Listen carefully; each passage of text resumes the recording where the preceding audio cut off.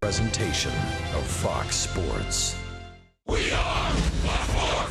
We are FC.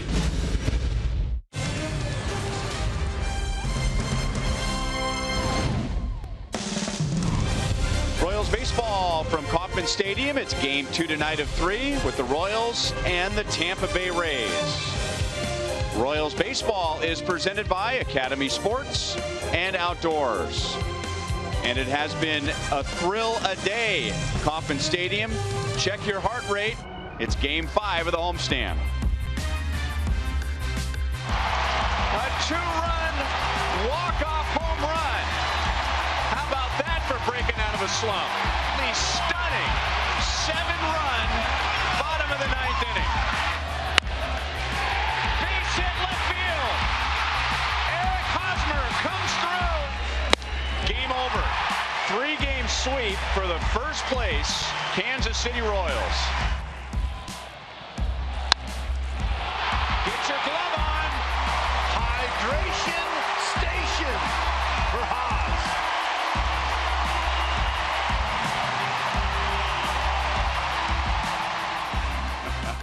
So we welcome you back to the ballpark. Hud, your thoughts? Oh, man, I'm going to tell you what. Early in the season, April and the beginning of this month of May, there was some sputtering. There was some not good baseball played by our Orioles. Fans were going, what the heck's going on here? Well, look, took them a little time to kind of get themselves settled. They know they love playing here at the Cave. And, of course, there's a track record, and I think most people deep down inside felt like the Royals would get hot. But how about over the course of 18 games, going from 7 games back to in first place by a game and a half? It's incredible. They're not doing it the conventional way either, Rhino. Typically, it's all about starting pitching. But, the starting pitching's been okay, but that's not where the strength lies. The strength lies with that bullpen for sure, but getting runs to that pen late in games has been so exciting, and it's almost like they don't respond until they have to. Their back's against the wall. Fun baseball to watch. And we'll break down the 3 most important facets for the Royals' recent surge. And a lot of it has to do with some youth.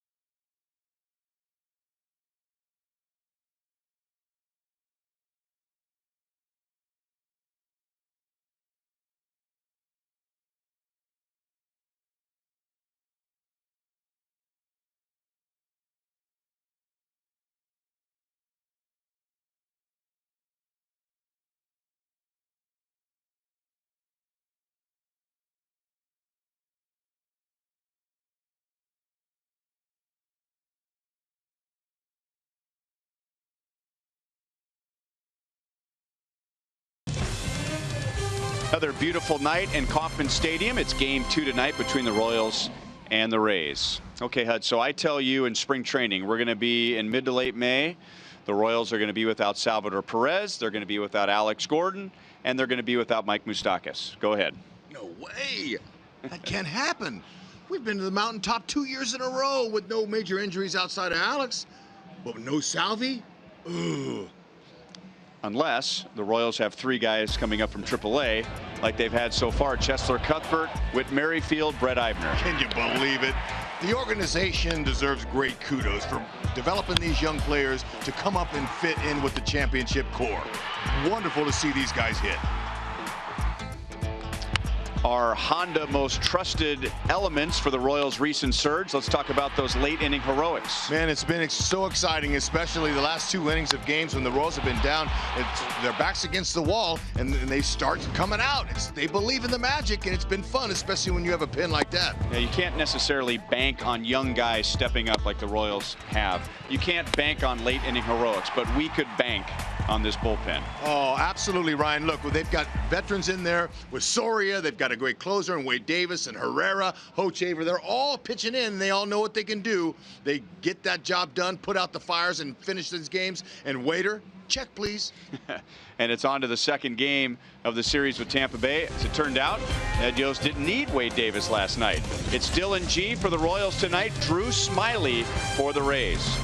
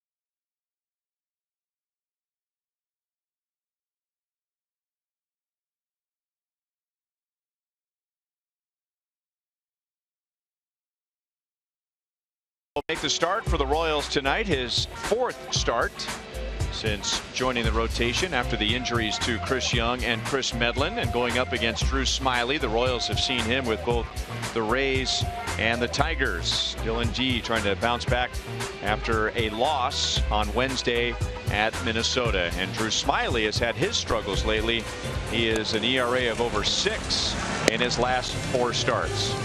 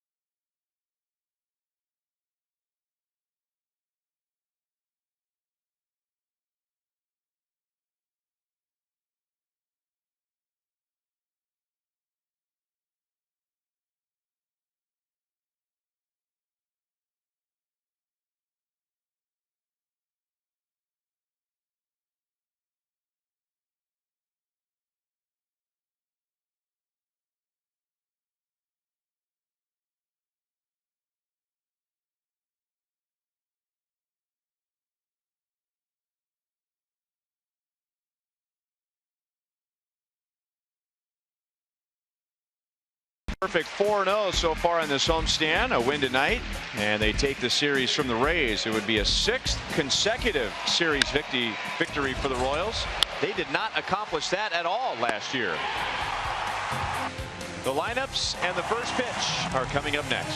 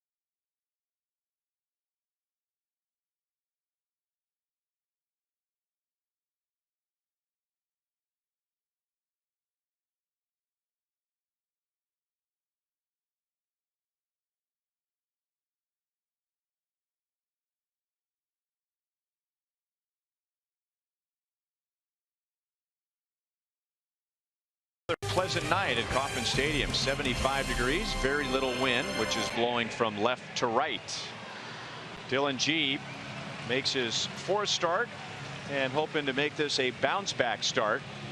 He took the loss on Wednesday at Minnesota. The home runs hurt G. He gave up 3 home runs in 4 innings, including a home run to Miguel Sano in the 5th inning, would put Minnesota in front for good. And now tonight he faces a team that's hit the 2nd most home runs in the American League, the Tampa Bay Rays. Dylan is making his first career appearance against Tampa Bay. He's only faced 2 hitters in their lineup tonight. Logan Morrison, who has 9 at-bats, and Corey Dickerson, who has 6 at-bats. Everyone else will be facing him for the first time. Well, they faced a lot of guys like G before, but you never know when you never face an individual guy. What I mean by that is he's got 4 good pitches. He's going to mix them all. Fastball, slider, curve, and change. Doesn't really have one put-away pitch that he uses. He's very smart. Very smart guy. Executes what he sees. And Drew Butera's done a nice job filling in for Salvi while he's been out. Brandon Guyer was 0 for 5 in last night's game, and Dylan G is going to have a good night if the Rays are going to swing at that pitch. Yep, and Guyer, he's hitting .299, but he only has 6 walks for a leadoff guy. He's going to have to be a little more selective. It's going to help them. Those are both balls. A little too aggressive.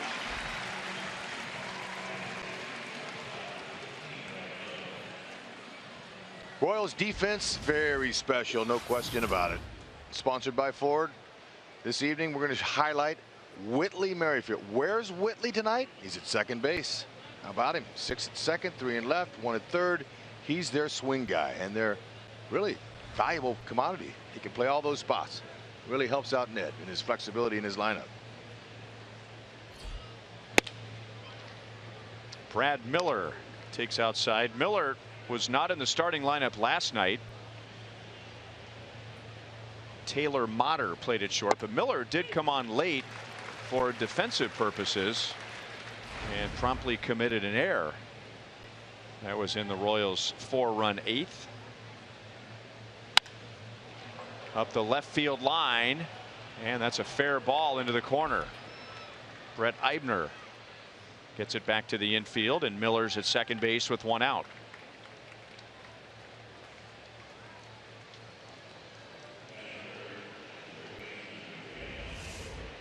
Change up, stayed up.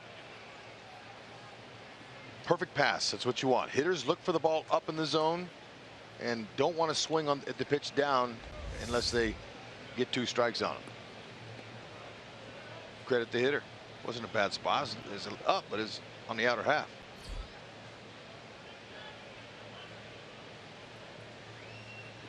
So a man in scoring position for Evan Longoria. He was 1 for 3 with a walk. The Rays only had 5 hits last night against Ian Kennedy, Joaquim Soria, Kelvin Herrera, and Chin-Ming Wong. Now Ian Kennedy walked 5 last night, but none of those walks turned into runs, which is unusual.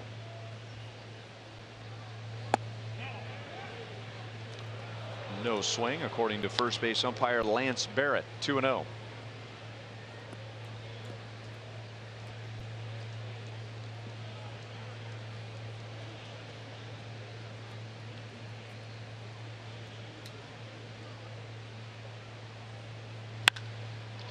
Got it in on him. Miller goes back to second base as Kane brings it down. And Miller dives in, so he'll be at third with 2 outs.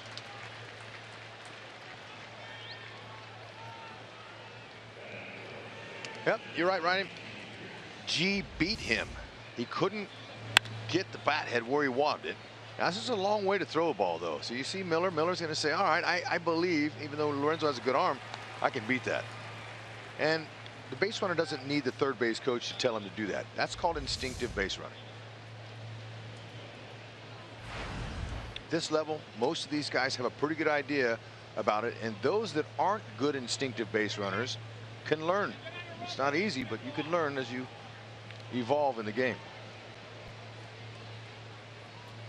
Now the Royals are going to appeal,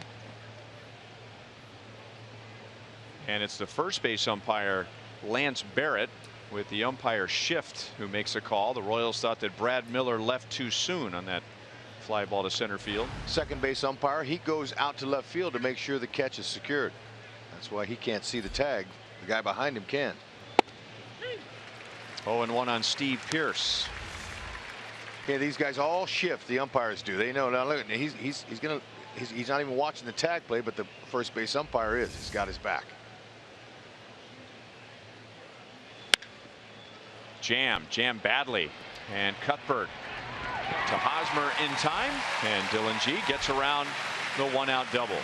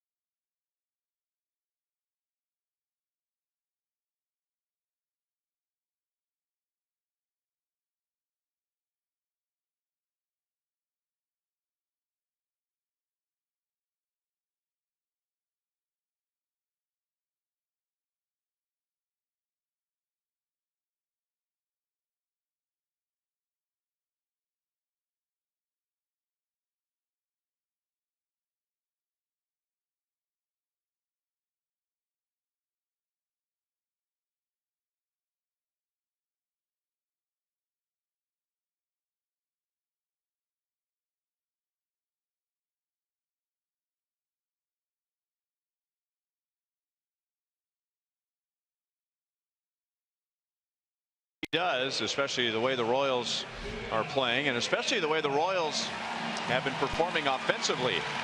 After a slow start for the first month and a half, the Royals have now averaged 7 runs per game over their last 7. Escobar with Whit Merrifield batting in the number 2 spot. Kane, Hosmer, Morales, Orlando. Brett Eibner hits 7th. He'll be in left field. And then Cuthbert and Butera against lefty Drew Smyly. Well, not so sure it's going to be easy to keep that pace up, 7 runs a game, but they'll take it anytime they can get them. Jumping on Drew Smyly might be their thought process right now. Strikeouts 67 and 62 innings. He's not a bad guy. He's just having some issues with command. He's leaving too many mistakes out over the middle with his 4 pitches. He's a guy who's going to mix them. Fastball, slider, cutter, change.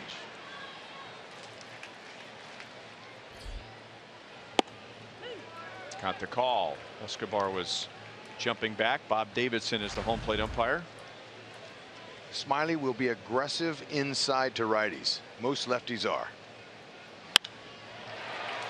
And the shortstop Miller almost jumped too soon. He was on his way back down when he made the play on Escobar. 1 away.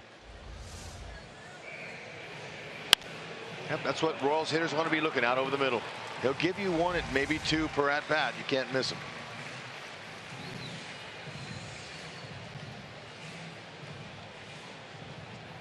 And now Whit Merrifield, who really got that 4-run 8th inning started with a beautifully executed hit and run. Merrifield finished last night 1 for 4 and is on quite a historic pace for a Royals rookie. First time in Royals history that a rookie has hit safely in his first 9 major league games. And he's not just getting hits, he is also scoring runs. Primary job of the hitter in the 1st or 2nd spot, get on base and score runs. Yep, and another thing that managers look for is the ability to handle the bat and to control the bat and to be able to hit in situations when Escobar gets on first base. Just like we saw last night. Wonderful hit and run. Pulled his hands in, hit the hole. He also is a very good bunter. That's what you look for in a number 2 guy in the order. 2 balls, 2 strikes. Thing about Whit and some of these other young players, Ryan, when they're in that batter's box, they have the ability to slow everything down, and they're not playing up to their rookie status. Because a lot of rookies, you get a little antsy, a little bit anxious up there. You're going to want to swing at everything. But it's been really nice to see how they're slowing the game down. Just foul. And I'm sure when Whit Merrifield was drafted in 2010 and when Brett Eibner was drafted in 2010, they were hoping to get to the big leagues before 2016. But talking to Eibner during batting practice today, he definitely sees the value for that extra time in the minor leagues. The same with Merrifield, more at bats, and that has a lot to do with their composure this early into their big league career. Oh, you better believe it. They're not just showing up green as can be. These guys are seasoned. And it's one thing to get your experience in the minors, but another thing to come up here in front of a packed house and you're in the show. Every game's televised, every swing's televised, everything is. So they're under the lights and they're doing well so far. Another foul ball, still 3-2. But what Whit told me he likes the most about playing here at home is the crowd. He says it's something new for us. We're not used to playing in front of 35, 40,000 people, and when the crowd started chanting "Let's go Royals," Whit wanted to step out of the batter's box and soak it in. Another base hit. So now he's hit safely in his first 10 starts. So I said, well, why don't you? Next time they get that and you feel that energy, take your time and step out and just soak that in, because it's so hard to get here. And this kid here is really short with his swing. That's why he's having success. You see the pitches he's fouled off. He gains more confidence as he fouls those pitches off, and then he settles for the one in the middle. Like I said, Smyly will give you at least 2 cookies per at bat. 8-game hitting streak.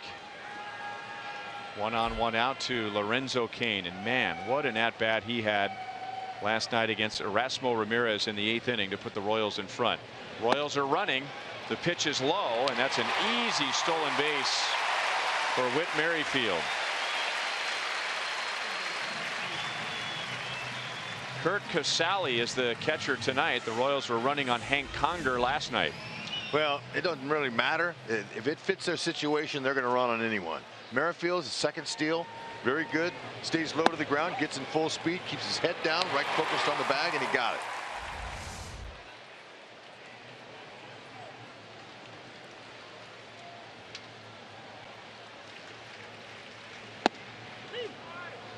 Strike to Kane, 1-1. Lorenzo last night batted with runners at first and third and 1 out.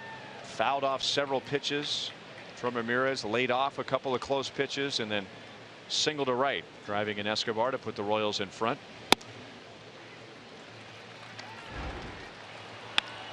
Yeah. See, now that pitch is inside. A lot of hitters are going to try to pull that, but with the infield in, Lorenzo knows there's more holes on that side of the field, and he went with the pitch. It's perfect. Tries to pull it. He hits a little ground ball to the shortstop. Our Toyota League leaders, and now Lorenzo Kane deep into left center field. Matuk is back. 2-0 Royals in the first inning. So we'll see what happens tonight, but as it stands right now, Lorenzo Kane has another go-ahead RBI. Is it a game-winning RBI? We'll see. The Royals lead 2-0. So far, first 3 Royals hitters have gotten the cookies that we've talked about he's going to give you, and they haven't missed them. That's what you do. Lorenzo Kane not messing around. His first at bat hits his 11th home run of the season. Excuse me, 8th. That's Hosmer. He's got 10. 8th home run for Kane.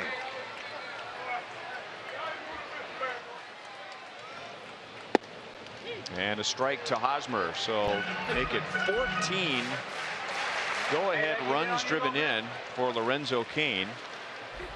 And just like his game-winning RBIs, that number is tied for best in the major leagues.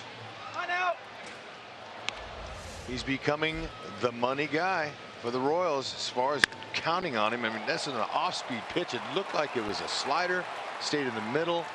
Smiley's having a tough time here in the first. Hosmer late on a fastball, and that's the second out.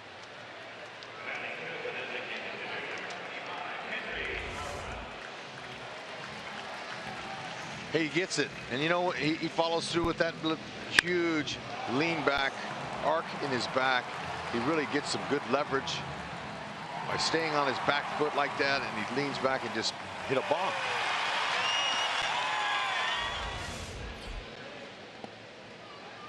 Smiley bounces one to Kendrys Morales. So there you go. The 14 go-ahead RBIs. By the way, he also has a 12-game hitting streak going back 2 seasons ago against Tampa Bay. He really gave the Rays a tough time last year. He had .438 against Tampa Bay last year. Look at that focus. Seeing there you go, Dylan G.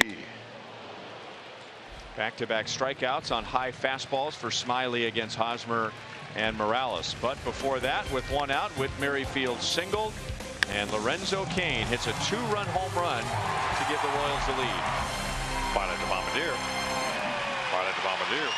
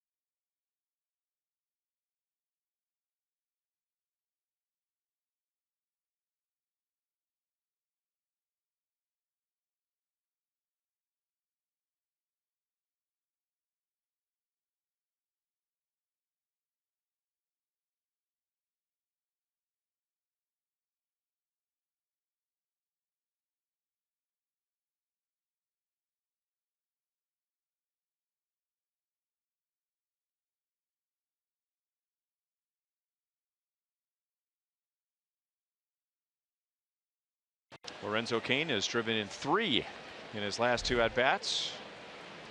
Go-ahead base hit in the 8th inning last night and a 2-run home run in the 1st inning tonight. And there's ball 1 to Logan Morrison.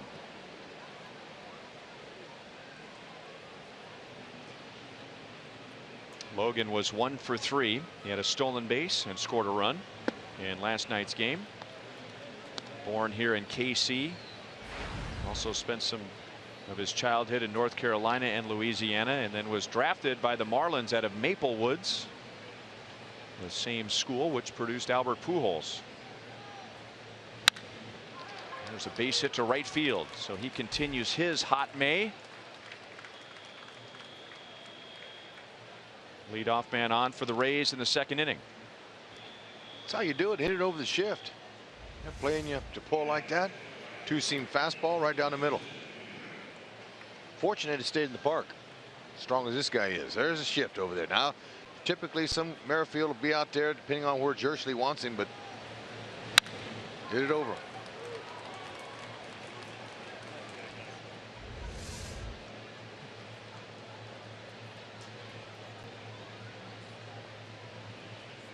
Keep an eye on him. I mean, he ripped off a bag last night. Over the outside to Steven Souza Jr.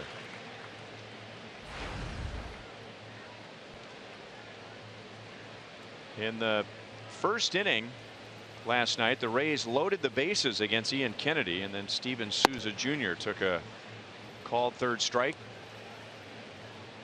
He did drive in the tying run in the 8th inning on that odd play where Steve Pearce was attempting a steal of 3rd with 2 outs, and what looked like a routine ground ball to the left side with Cheslor Cuthbert going to cover at 3rd. Resulted in Cuthbert leaving that left side wide open, and the tying run scored. A veteran 3rd baseman realizes at that particular time in the game he can just let the base stealer have the bag. It's not going to really make a difference. But you know what? He was excited. He saw him go, and sometimes that's a reaction that a young player is going to make. Base hit left field. Rays have 2 on with nobody out.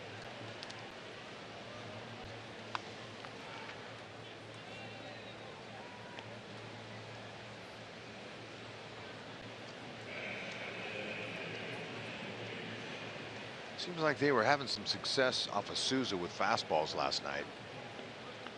And if you throw him anything slow over the plate, he's going to get hits. Speed his bat up. Corey Dickerson batting just .197. He has homered 8 times. And he's one of the 3 with experience against G, like you said when their lineup came out. Only 3 guys have faced him before. And he's got pretty good numbers. 3 for 6 with a homer.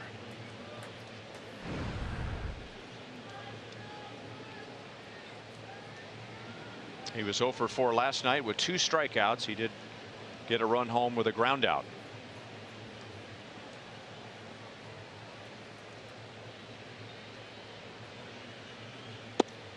Two balls and no strikes. Now Dylan G falls behind here, and no pitcher wants to be behind. 2 balls and no strikes, but he's had some trouble this year with his first 2 pitches. Once he gets past 2 pitches, he's as tough as anybody.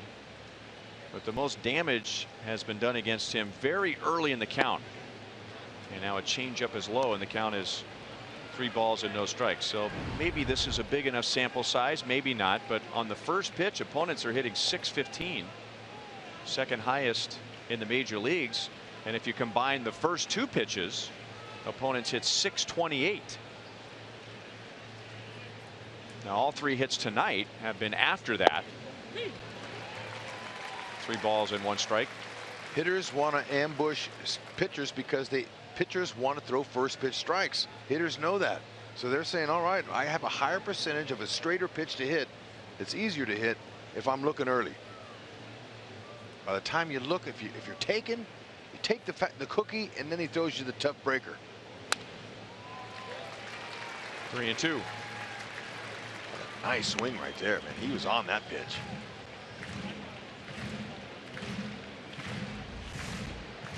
Two-seamer down the middle.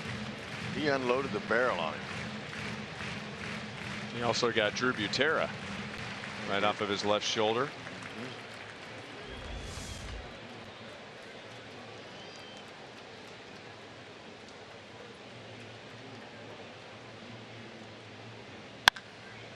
High and deep into right center field.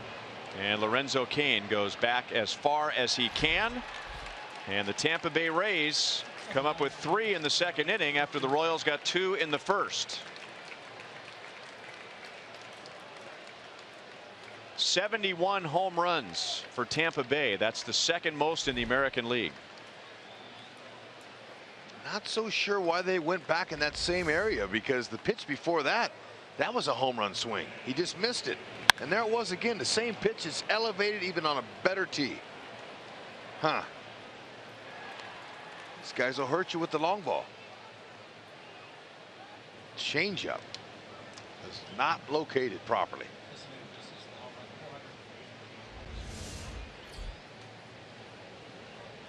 And now Mikey Matuk. He was the Rays' first-round pick in 2011 out of LSU. It's a good baseball school. He is just 1 for 16 since being called up. On the ground to Cuthbert. And that's the first out. See how he stayed with that bad hop? That's nice. Hard to get anything through him, or by him for that matter. Shows great range to his left and right. And if he wanted to, he could have played that to his backhand, but shuffled his feet to get in front of it. He could have olayed that. Stayed right in front of it. Trustworthy hands. Cut on and miss. Curt Casali, number 9 hitter and Rays catcher.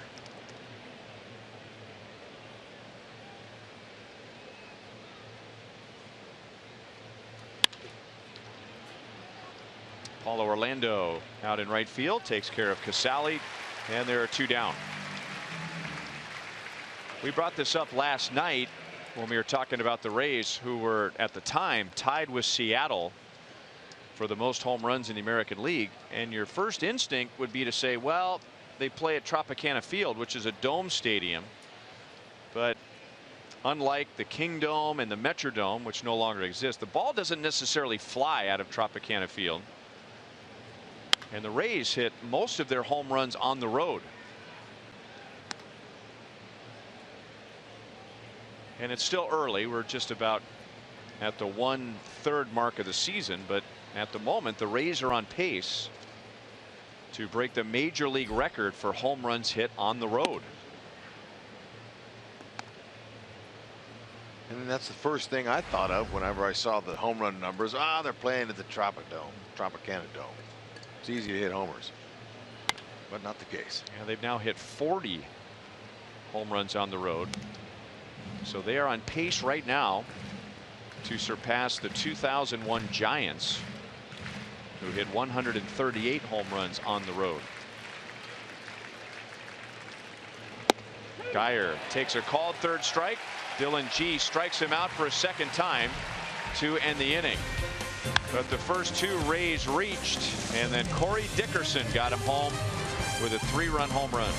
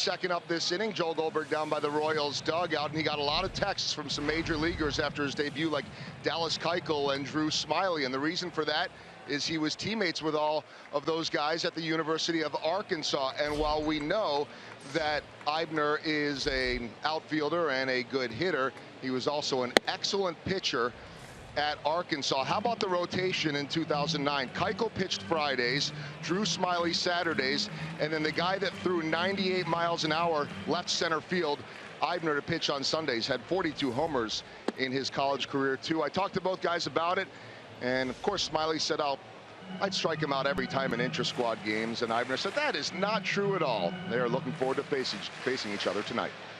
All right. 98. Wow. Whew.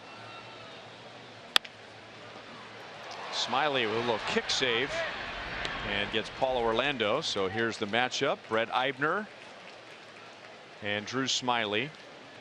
They were drafted the same year, and they were both taken in the second round.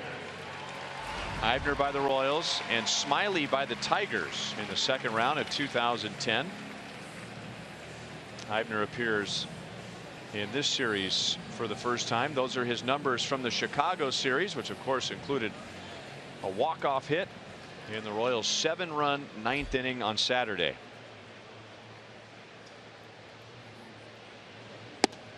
Off speed for a strike. Just checking out Eibner's face and Smyly's face. There was no smile or any kind of gesture. Sometimes that happens between friends. Ooh. Soft away, hard in. First two pitches. Is he going to tease him with a pitch, or is he going to come right in there again? Nowadays, this modern game, they don't want to waste a pitch count or a pitch. 3-pitch strikeout. Got him with a fastball up. Smyly has 3 strikeouts, all with fastballs up and out of the strike zone. The Rays defense today, hoping it's better than last night. Made a few mental mistakes, a couple physical ones. Longoria, he's their guy though. He anchors third base down, 2-time Gold Glove winner. Chesler Cuthbert takes strike 1 from Drew Smyly. Smyly has the lead now. He's telling himself, I got a chance. Cuthbert gets it through the right side, and he's on with 2 outs.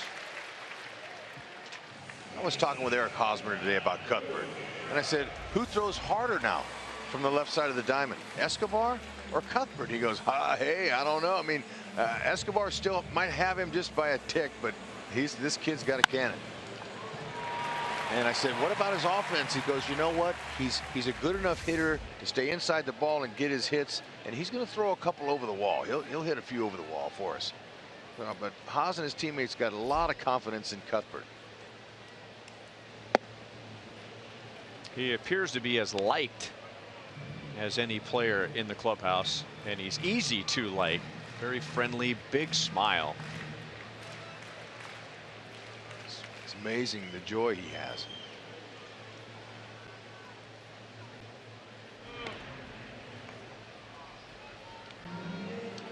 Let's check him out. Last night's throw he made.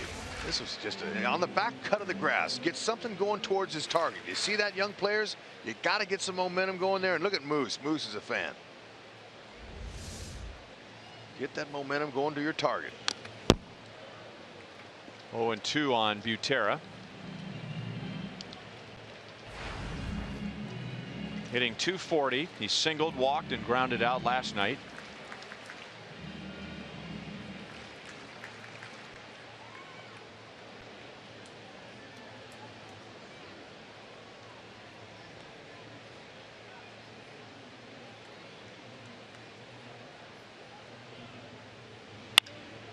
That's up the right field line. Howell Souza played in the corner. He bangs into the wall, and Mike Jershely will hold. Drew Butera, Chesler Cuthbert, oh no, is caught in between second and third. What will the Rays do with it? And now Cuthbert gets into a rundown, and he's going to get tagged out. So Cuthbert was held by Mike Jershely. Drew Butera just assumed that Cuthbert would be sent home, and he rounded second with his head down, and that's how the bottom of the second ends. Oh, Drew, come on, man. You can't get a triple on that. Whoa, boy, easy. Pull back.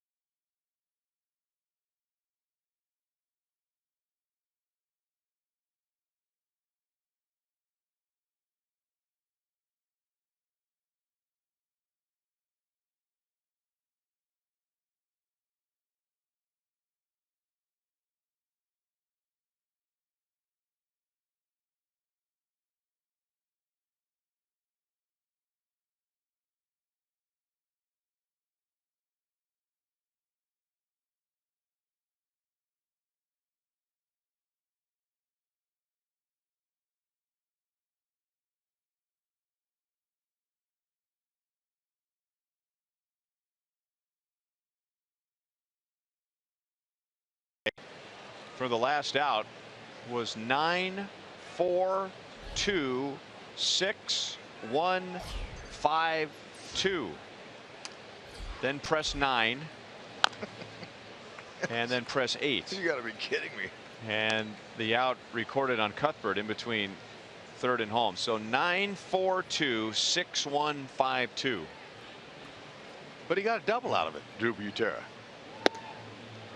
And Chesler, he worked up a little lather running around the bases like that. Nice warm evening.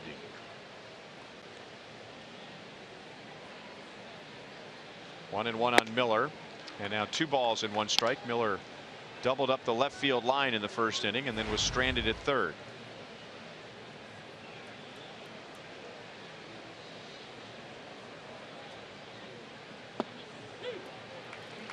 Two and 2. Looks like G's command with his slider and curve have been better than his changeup and fastball. Fastball looks like to me he's a little quick coming out of his delivery, and he's rushing. Fastball got him looking at 92. It's a good one there. All right, let's go back and check out that play. We got to break that down for you. All right, here's check a look at Butera up there. Okay, here's the traffic cop. There he is. There's your guy. You got to look. Now Butera, he looks. He takes his eye off, and he's looking for the relay throw. The throw comes to the plate, and he forgot all about the lead runner here. You got to look ahead of you. You got to know the traffic ahead. And Butera, by looking at the cutoff man, he saw the throw home and just figured he was going to send Cuthbert. Oh, man. Eibner hits the side wall hard going into a slide.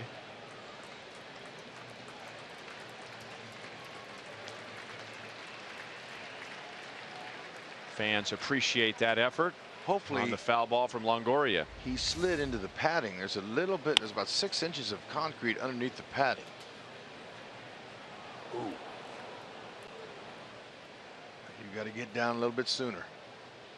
The wall gets close. Yeah, you worry about the left knee hitting that concrete. Good try. 1-1 to Longoria. He flied out to deep center field in the first inning.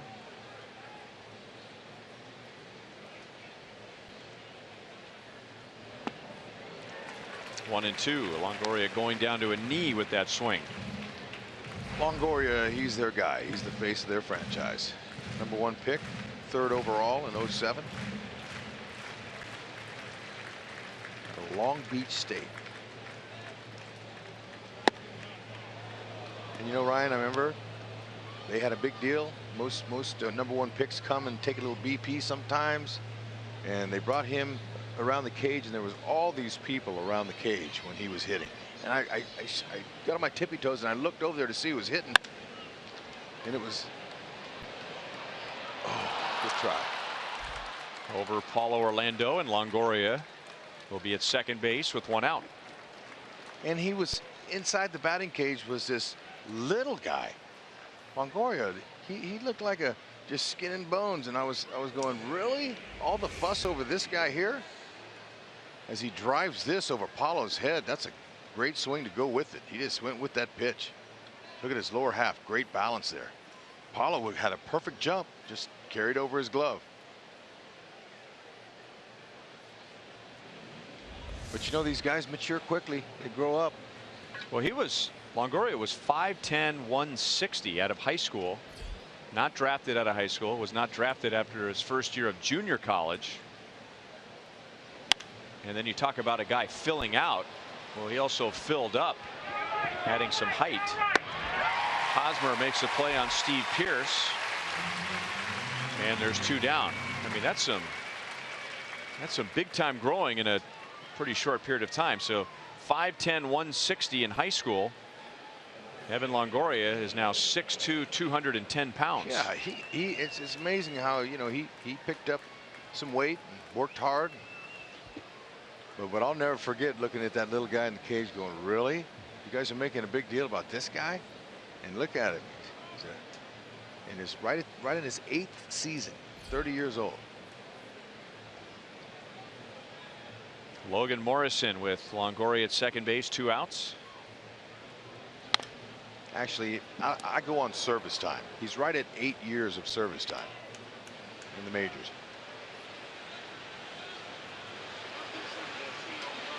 I'll tell you about the wind tonight. Not too bad. Slight breeze.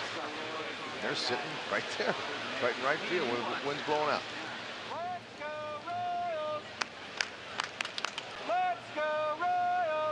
Trying to get a "Let's Go Royals" chant going in right field. Fouled away by Morrison. 0-2. Logan singled to right and scored on the Corey Dickerson 3-run home run in the second inning. The Royals had just taken the lead on a Lorenzo Cain 2-run home run in the bottom of the first.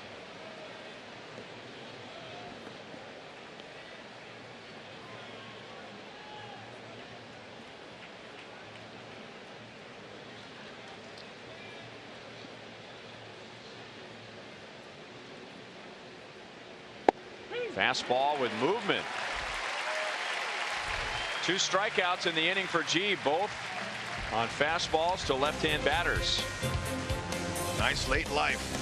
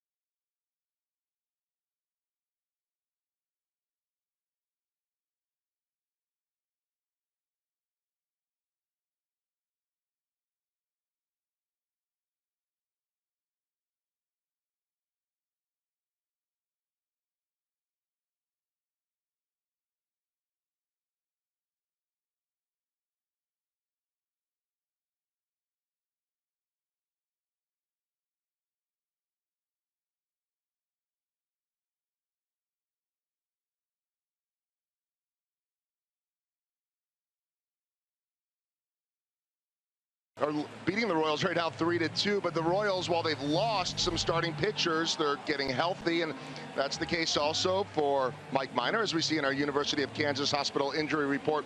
6 innings, 7 hits last night, got up to 83 pitches.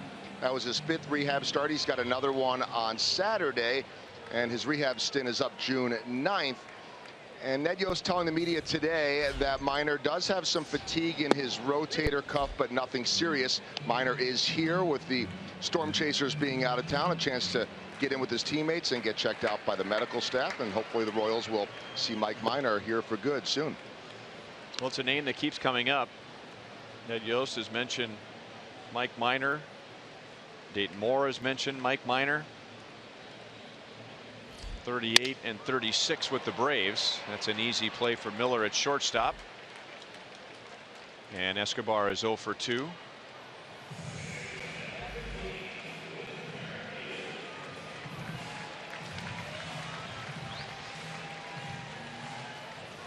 So Drew Smyly, who gave up a 2-run home run to Lorenzo Cain, pitching with a 3-2 lead, and that inning began with a single from Whit Merrifield. He scored on the Cain home run. Whit also stole a base in the first. And Esky also hit the ball to the shortstop.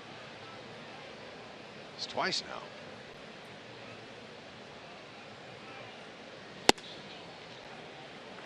That was a 1-out rally, by the way. What is it with the Royals and the 1-out rallies on this homestand? Hit hard, deep left field, and Whit Merrifield just missed his first major league home run. He'll settle with a double. Man, what was the last time he had a bad swing? Really? Too bad he didn't get under it enough. He stayed on top. Looked like it had some topspin on it. Wasn't one of those underneath that, you know, you get that backspin carry. Let's see where he hit that ball. Yeah, he had a little bit of topspin on it. He'll get one. He keeps swinging the bat like he is. He'll run into one for sure.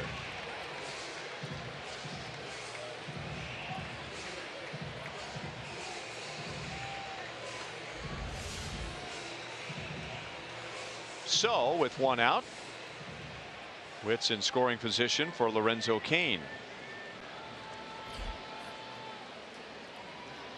Lorenzo in the first inning against Drew Smyly hammered his 8th home run of the year.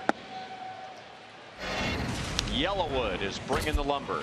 Sure is. Locaine, he knows exactly what to do to the lefty. Oh, that ball's down over the middle of the plate now. We've been seeing him go to the opposite field, but on that one here, he recognized it. And a solid, powerful #3 hitter hit his 8th homer.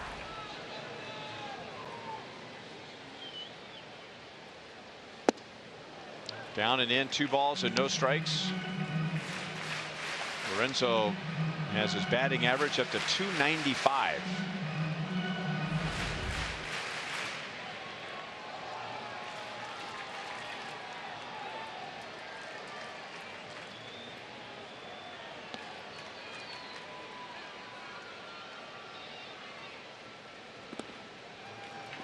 .3-0. He looked like he was taken all the way, well, as if he was anticipating Smyly pitching him carefully. 2-0. Whenever you hit a home run off of a guy, the next time up, that pitcher and catcher are going, okay, all right, nothing too good for you here. So Lorenzo can sense that. And with Hosmer on deck, first base open, they're going to put him on. He was just trying to pitch around him. And that's a good feeling, by the way. Lorenzo Cain saying, that's right. You better walk me.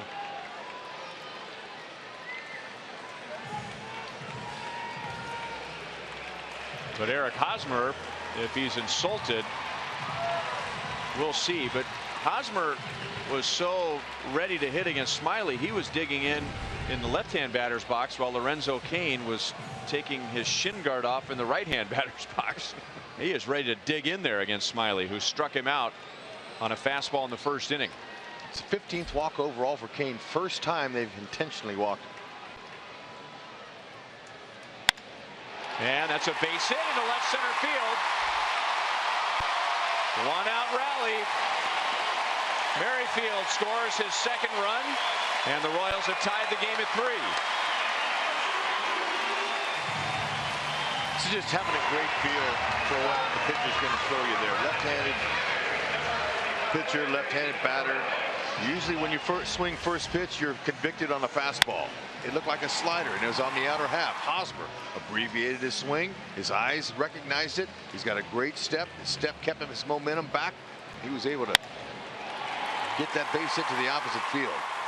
What a hit that was.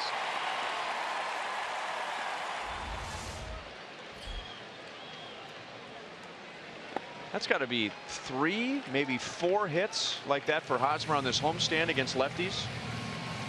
And all times early in the count where he has an idea of what he's going to get and goes with it.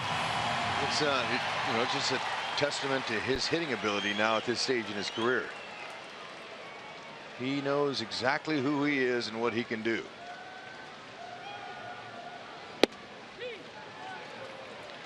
One ball, one strike. Remember, Lorenzo Cain was intentionally walked to get to Hosmer, so Cain's not even done getting out of the box, and Hosmer's saying, let's go. You know what? I'm ready to hit. I like you want that. to walk Cain to pitch to me? Let's go. Yeah, and I was going to say that intentional walk, you're not going to see too many intentional passes ahead of Hosmer. Logan Morrison points to the Rays dugout. It appears that Hosmer beat the throw, but did his foot get to the bag, or did his foot slide into Morrison?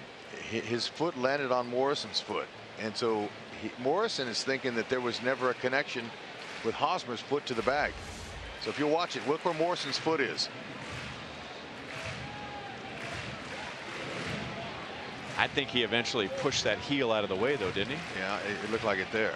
But Morrison heads up there. And the Rays decide not to challenge, and now Hosmer and Morrison have a laugh over it. Morales struck out against Smiley first time up. Smiley's ahead 1-2. Ooh, Morales had a big rip. We brought this up last night, just looking for signs that Kendrys Morales is going to break out. When he walked in the second inning of last night's game, that gives him 5 walks in his last 4 starts, and oftentimes that's a sign that the hitter's seeing the ball better out of the pitcher's hands, swinging at fewer bad pitches, and sometimes the walks come before the hits.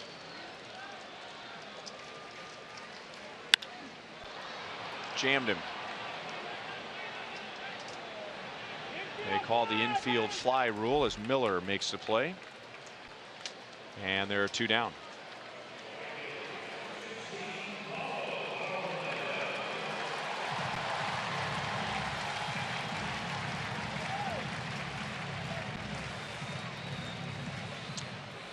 Well, right man, right spot. Paulo Orlando hitting .478 with runners in scoring position. That's the team lead.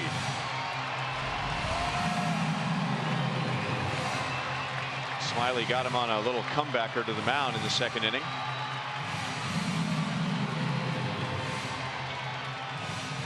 Whit Merrifield has scored on Hosmer's single to tie the game. Cain's at second, Hosmer's at first.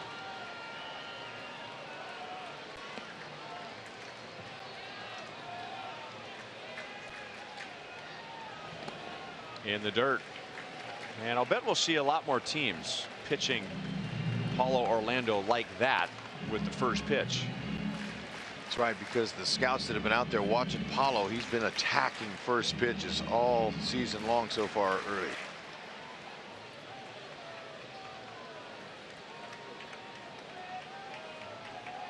So the league is trying to adjust to him, and now he has to adjust by backing off a little bit at certain times against certain pitchers.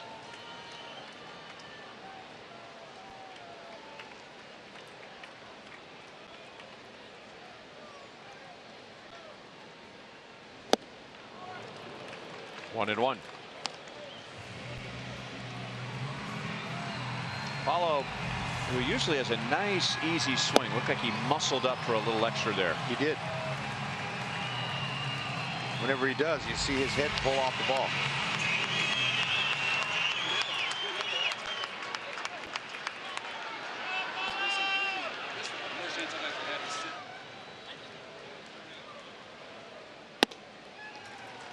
2-1.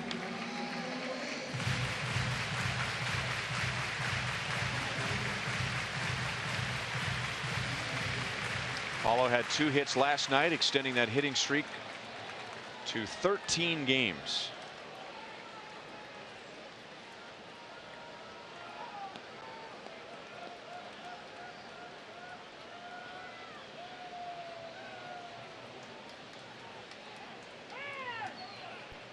And now the crowd is yelling balk, but time was called at the plate, and that helps Smiley, because he was going to come to the plate with his second baseman out of position. Steve Pearce made a move for the bag, and Smiley was getting ready to make a move for the plate. 2 outs. Lorenzo Cain, he's in good shape. He's not going anywhere. Paulo uses that side of the field. Blocked by Casale.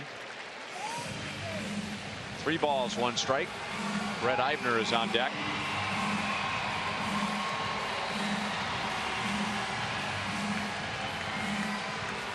Another nice crowd here tonight. Great night to be outside. I think we've said that every day of this homestand. We had over 32,000 here last night on Memorial Day. The Royals are the best in the American League at home. They're 17-7.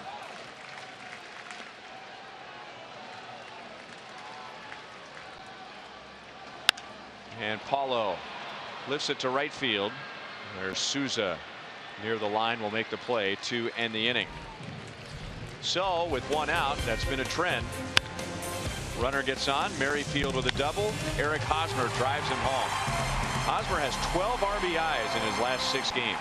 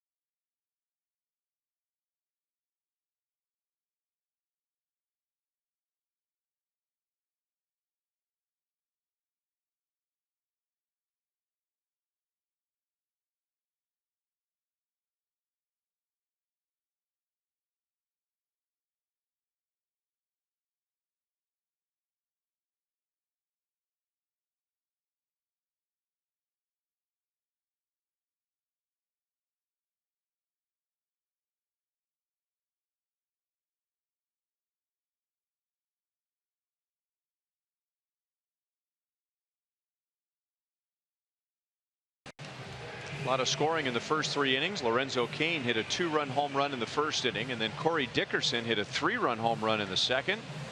And the Royals just tied it on Eric Hosmer's single to score Whit Merrifield, who has scored twice. And Eric Hosmer is having a heck of a homestand. He has driven in 4 in this series and 11 during the homestand. Steven Souza Jr. fouls it back.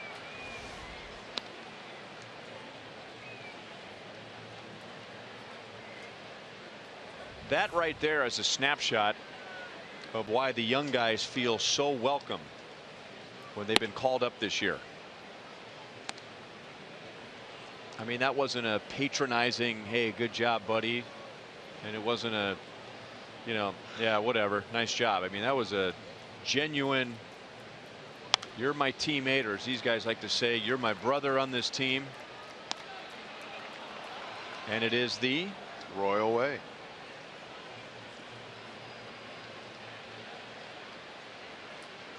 Nice sign.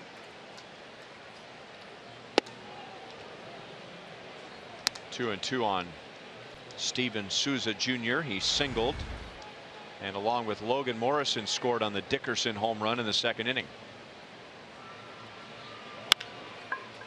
Pulled to deep short. Jump throw, Escobar, not in time.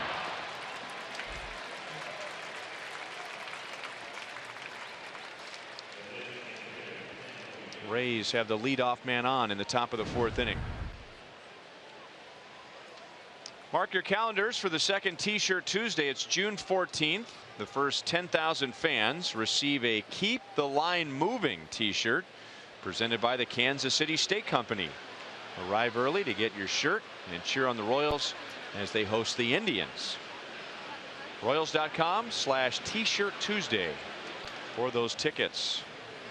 Royals playing the White Sox quite a bit in a short period of time, and the same with the Indians. The Royals begin a series with Cleveland, a 4-game series on Thursday, and then Cleveland will be here for the next homestand.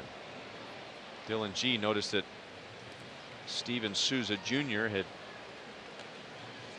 made a move towards second base, hit the brakes, and was able to get back without a throw. He's trying to pick a good jump. He's got 2 bags. He's been caught twice.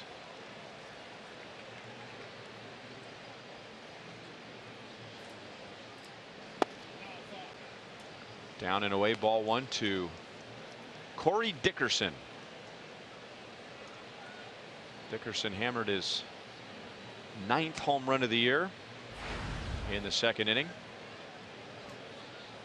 All 9 home runs have come against right-hand pitchers.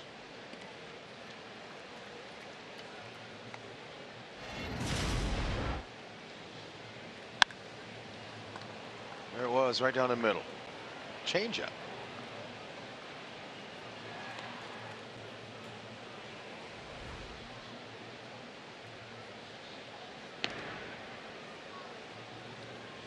G with quick feet.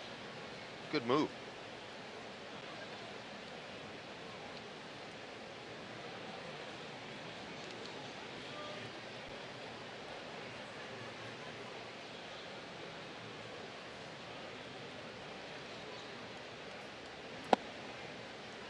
Two balls and no strikes.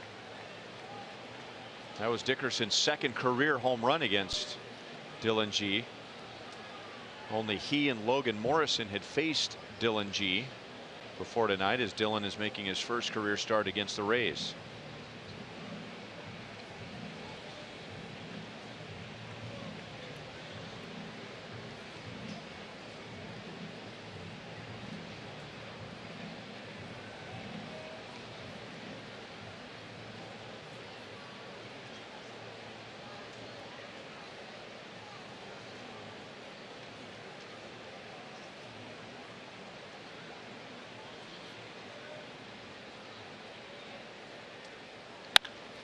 Pulled foul off the tarp. Dickerson, we told you last night, is from Macomb, Mississippi. That's the same hometown as Gerard Dyson.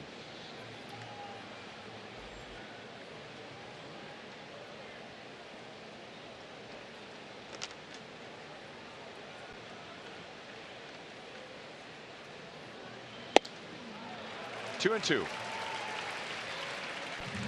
The Rockies loved Corey Dickerson.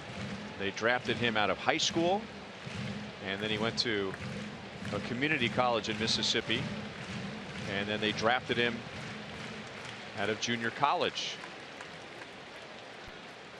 Now with the Tampa Bay Rays.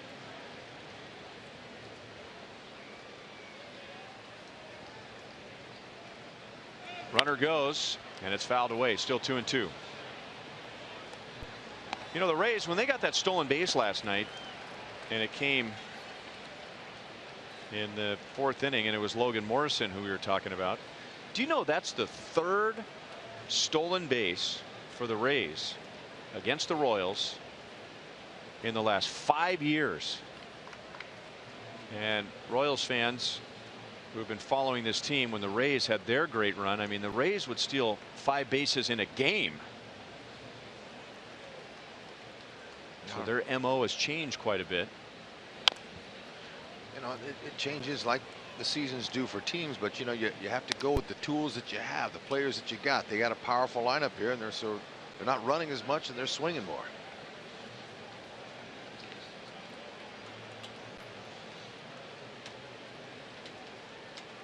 Dave Holtzon's reminding me that that time frame I just shared with you coincides with Salvador Perez getting to the big leagues. That has something to do with it. It's not just the Rays' MO, it's their ability to steal. And didn't Salvi make a huge impression right away against the Rays?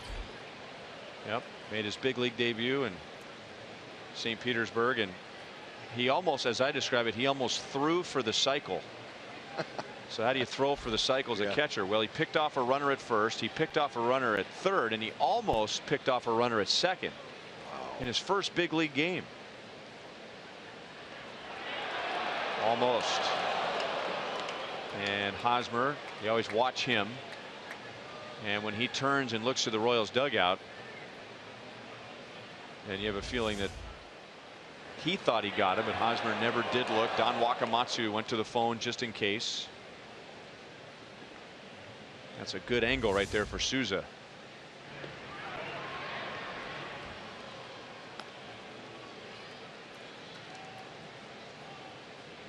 Carl Crawford, B.J. Upton, Ben Zobrist earlier in his career was a big stolen base threat.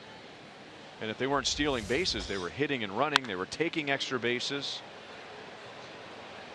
Still 2 balls and 2 strikes on Dickerson. And they were doing a good job of trying to establish their identity of who they were as a team at that particular time. They were aggressive. They were tough to defend.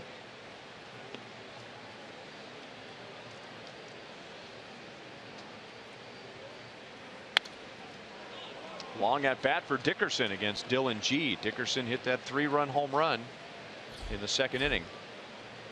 So he will see at least 10 pitches in this at bat. He's hot. Got to be careful. Of the 9 pitches, 6 have been foul balls.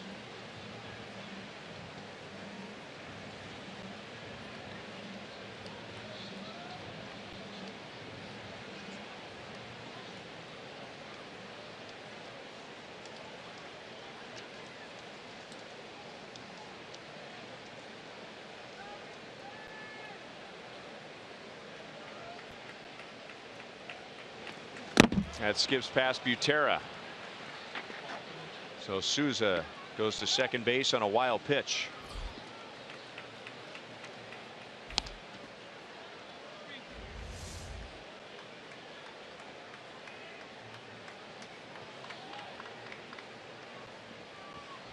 Missed with that breaker.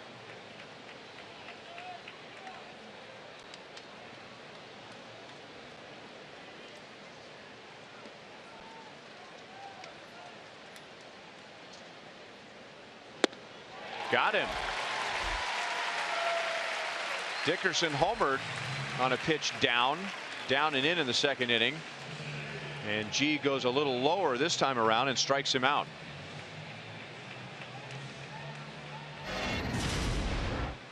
Here we go. Look at that young guy. This is 2011. There's the pickoff at first, Eric Hosmer. There's the pickoff at third to get Sam Fuld. And then also in that game, he came very close to picking off a runner at second base. I believe it was Matt Joyce. So thank you to Sam Abramson, our video producer, going deep into the archives to take us back to 2011. Mikey Matuk grounded out to third his first time and takes a breaking ball for a strike.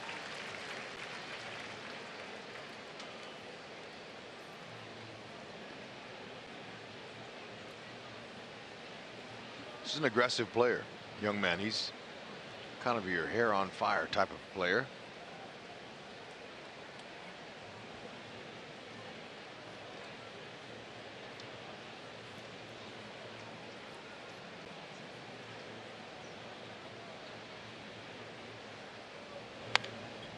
Oh, and 2.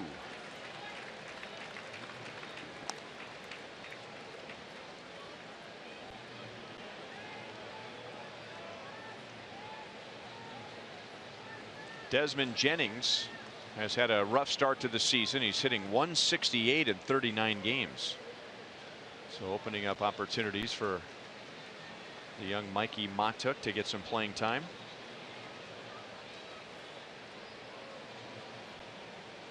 Steven Souza Jr. reached with an infield single. He went to second base on a wild pitch. He's attracting a lot of attention from G. Still 0-2.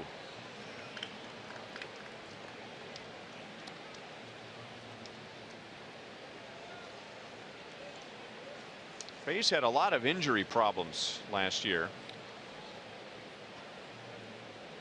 And as a result, had to play 18 rookies in 2015. He went. He didn't think so. So back-to-back strikeouts on breaking balls down and out of the strike zone for Dylan G.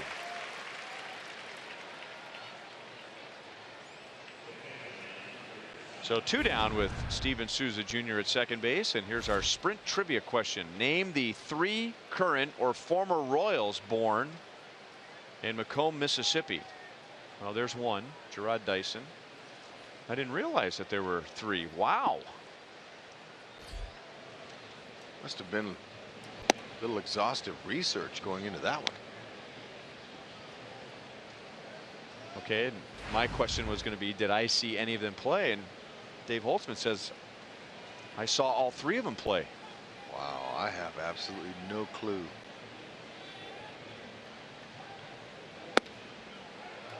Two 2-0 on Curt Casale. He flied out to right field in the second inning.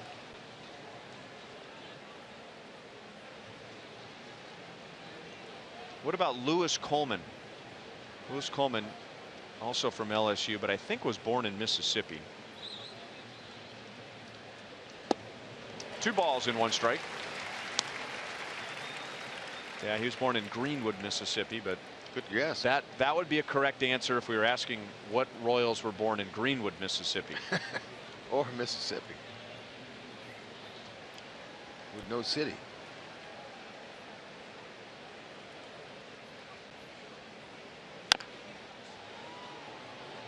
That ball will roll foul. 2-2. Okay, more hints coming, Hud. 1 pitcher, 1 position player. Now, I haven't been here as long as Denny has, which is 48 years, but it has been 18 years.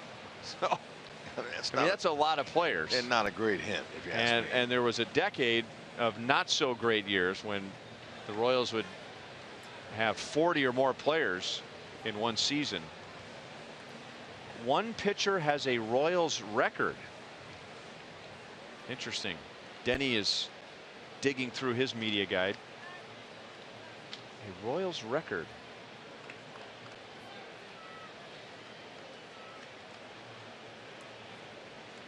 Two and 2 on Casale. 3 balls, 2 strikes. Top of the order next.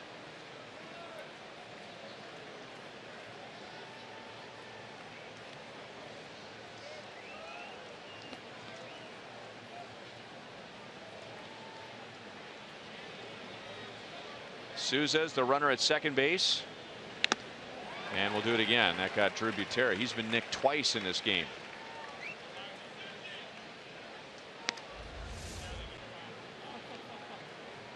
Curveball stayed up. Those usually get hit right off the knee.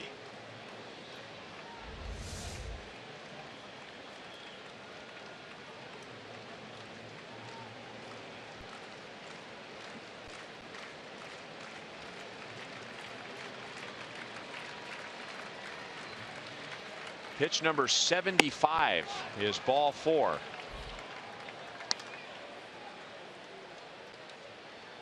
And this half inning is really dragged on. And Dylan G has only faced 4 batters, but he's thrown 27 pitches, so that explains why it is dragged on. No runs home. Souza Jr. at second base. Casale's at first. And it's Brandon Guyer who was 0 for 2 with 2 strikeouts against Dylan G tonight. Eibner in the corner and makes the play. A 16-minute 28 pitch scoreless top of the 4th inning.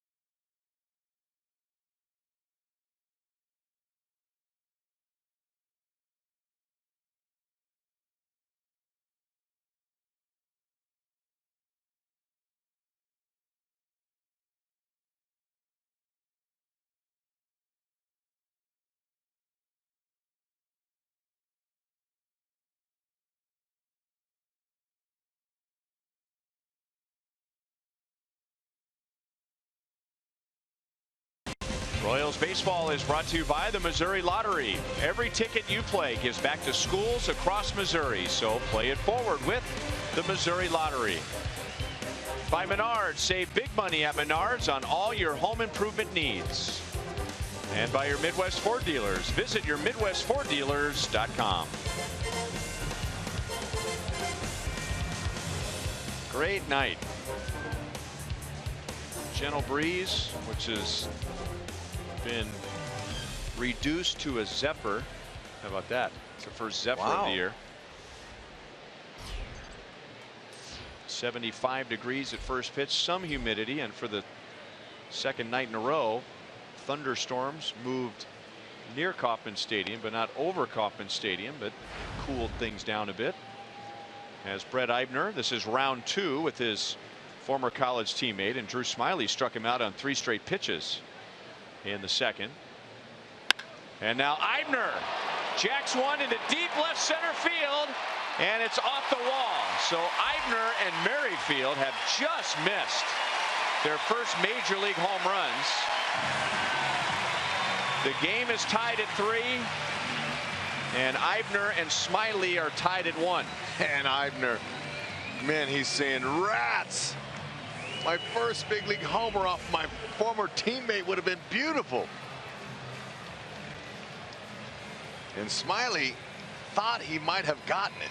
Now, it didn't sound really as clean as some of them we hear that go out there, but that ball was hit a long way.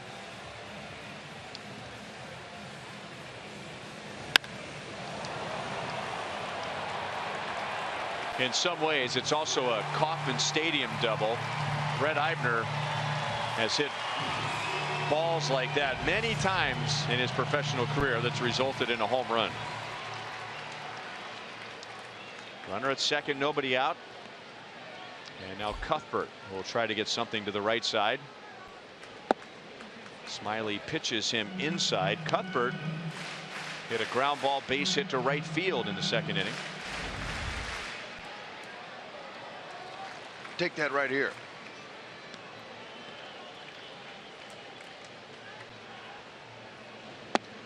Changeup down and away, 2-0.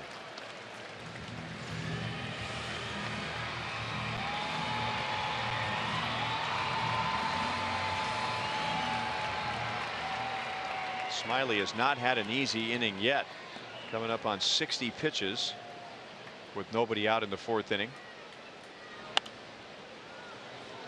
2-1.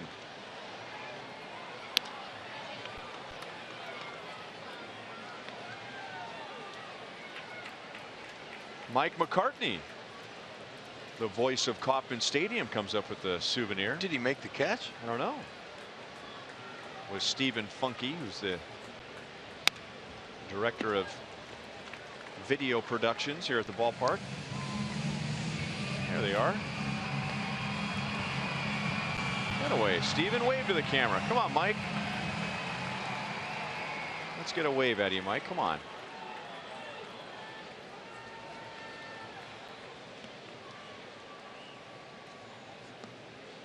Two and two on Cuthbert.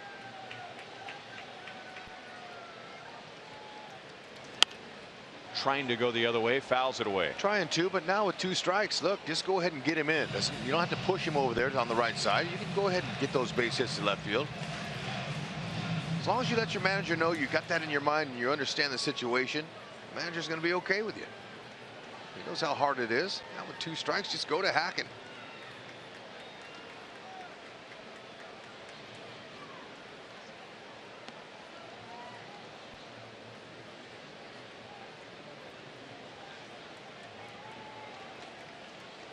The Rays in the top half of this inning had a runner at second base and nobody out and failed to score.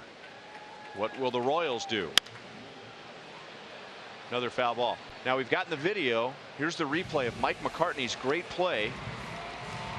What?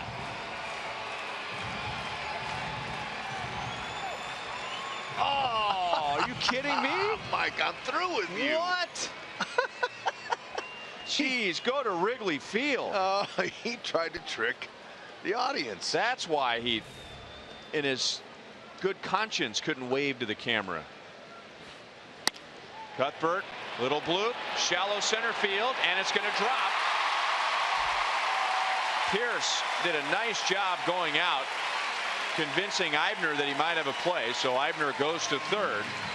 But Cuthbert gets the job done. Not only does he advance the runner, he reaches himself.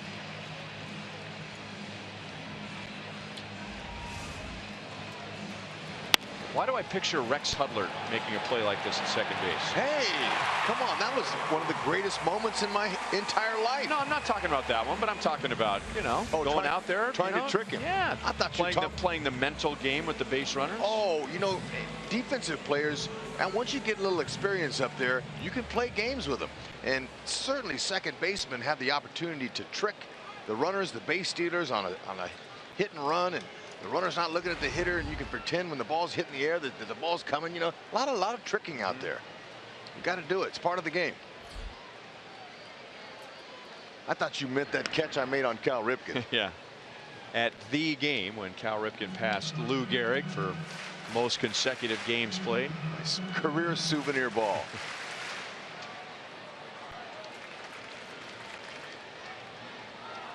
Drew Butera doubled, which turned into a wacky play in the second inning. And now bunts. Here comes Eibner to the plate. He is safe. He got his left hand in there.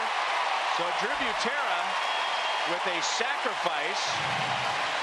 It wasn't a suicide squeeze, a safety squeeze. The Royals take the lead, and the Royals have 2 on with nobody out. Well done. And I'm expecting, and so is Drew, that he got a base hit on it, but we'll wait and see. But that's perfect placement. And against a lefty, left-handers, that's a really good choice to bunt down the first baseline. Most of them fall off to the third base side. Got it just in time. Eibner with a nice sit-down slide, touched the plate with his hand. Morrison, good try. Throw was on the other side of the plate, though. He might have had a better chance. Are they going to give him a hit on that? Well, they did at first, but that's got to be a sacrifice. Now let's see what Alcides Escobar does.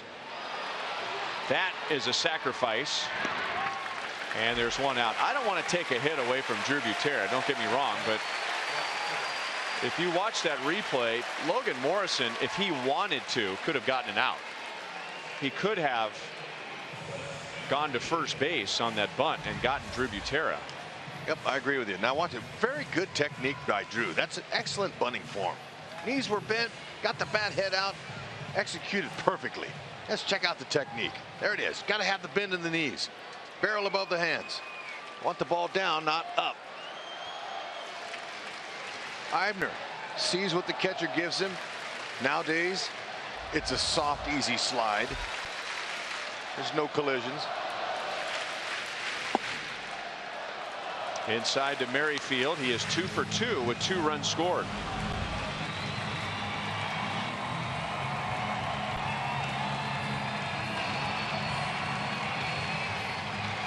Okay, now they're in. Rays can't afford to give the Royals any more runs here. So any routine ball, they're going to cut the run down at home if they can. Merrifield and Smiley comes off the mound to make the play and throws over to Morrison for the out.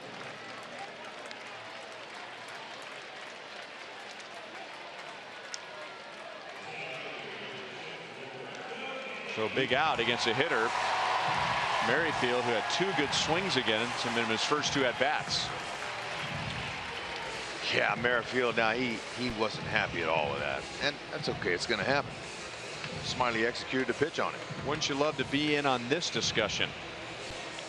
As Jim Hickey goes out there, open base, Lorenzo Cain at the plate, who's hit a 2-run home run. Eric Hosmer on deck, who the Rays decided to face in the 3rd inning by walking Lorenzo Cain, and Hosmer came through with an RBI base hit. Well, you know, he's probably saying Lorenzo Cain's coming in tonight hitting .359 against left-handed pitching. Hosmer just hit .200.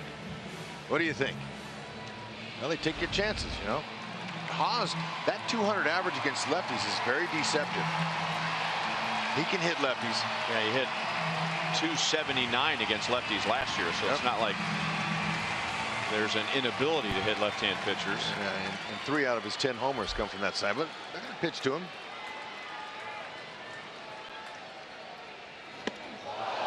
Almost hit him.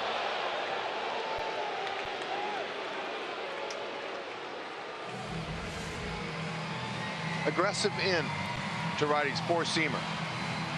Locaine almost wore that one.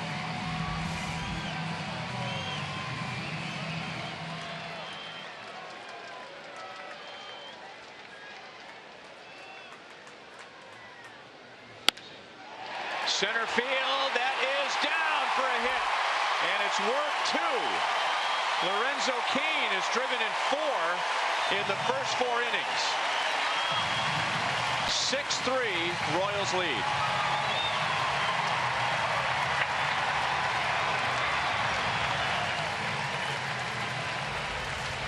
Very nice. Coming inside again, Lorenzo Cain beat him, and he kept his bat intact. Smiley thought he made the pitch, and Cain was able to muscle it. That's right. When you're a strong guy like Locaine, you're going to go ahead and stay in the middle of the field and use the percentage of getting that base hit right there at the middle.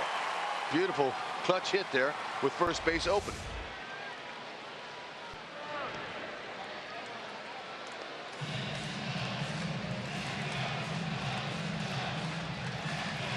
Again, I wish I could hear that conversation, because I wonder if the strategy was, let's not pitch to him, but let's throw some pitches that if he wants to get himself out, go right ahead.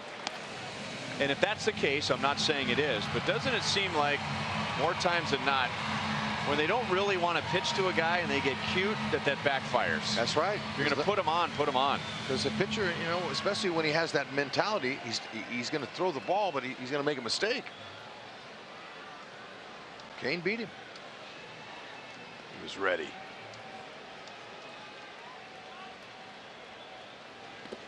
Hosmer chased an off-speed pitch at 81 miles an hour. No balls, 2 strikes. Our Kubota power stats for tonight. Eric Hosmer in his last 6 games is hitting .522. 5 extra base hits, 11 driven in.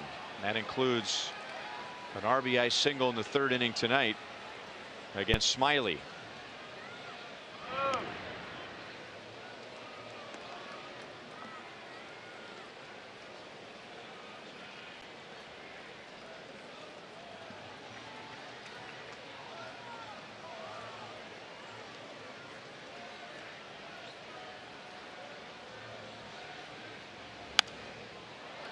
Still 0-2. Smiley is catching the Royals at a bad time, and the Royals are catching Smiley at a good time. in his first 6 starts. He was very good. But these are his 4 starts before tonight. This does not include tonight. He's given up 6 runs in 3 2/3 innings, but an ERA of over 6 in his prior 4.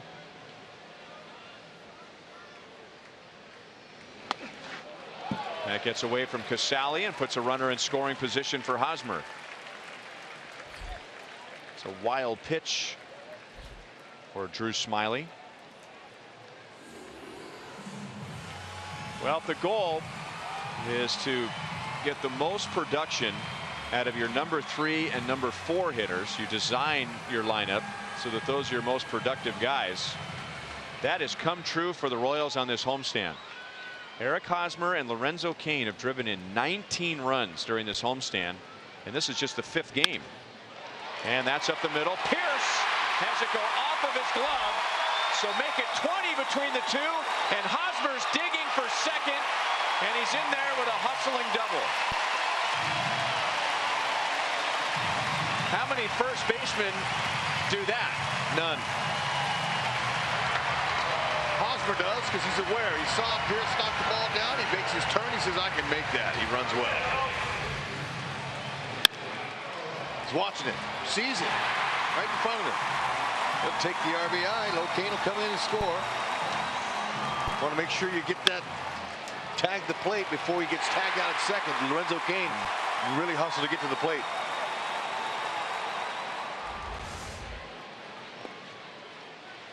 In the dirt, Hosmer stays put at second base. Ball 1-2 Morales. The Royals have home run power. Now, it's not their strength. That's not how they win baseball games. They play small ball. Look at what we've seen. The sacrifices, the sacrifice squeeze there, the safety squeeze. You know, Escobar, next hitter, bunts the runners over. They find ways to score runs. And they put the ball in play, just like Haas did with 2 strikes. Smyly had him out, but couldn't execute a pitch on him or Lorenzo Cain. You mentioned it, Rhino. Smyly picked the wrong time. This timing not good for as hot as these Royals are right now. Tonight, 6 for 9 with big hits.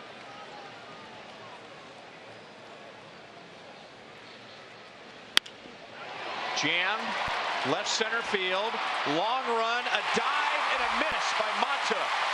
Another run. A 5-run bottom of the 4th inning.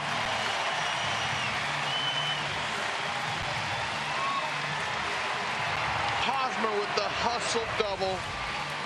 Lorenzo Cain before him, and now Morales with another inside pitch. Smyly not pleased with his inside location because guys are getting the bat on it, and it's not breaking their lumber, but they're strong enough where they can muscle it out there.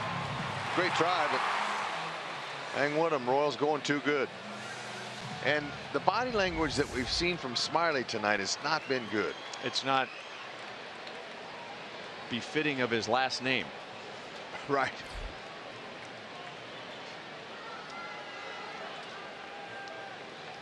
Paulo Orlando is the 9th man to bat in the inning.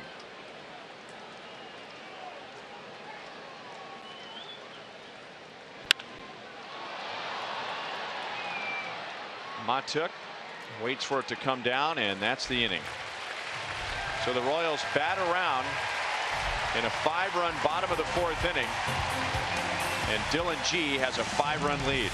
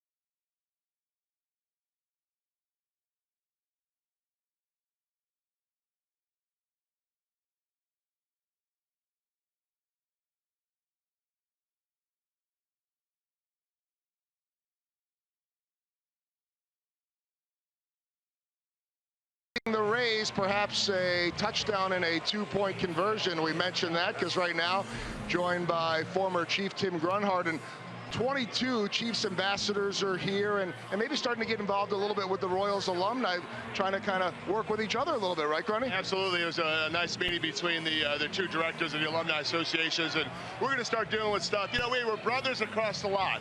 You know, and guys like HUD, you know, guys also who live in the community here know how important it is for those alumni groups to get around and do things, and we're real excited to be doing stuff with the Royals. Yeah, well, I want to talk about athletes and multi-sport athletes in a minute, but I think the one question, I'm looking at all these guys and Hall of Famers and these big guys up here, they got to bring a lot more food for this suite than most, right? Yeah, they had to load it up with some ribs, tacos, all that good stuff, but you know, the great thing is it's just so nice to be here. We're going to reciprocate and get all the Royals alumni over to Arrowhead this year for a game. So, and we'll stock it up for those guys too, because I know they like to eat.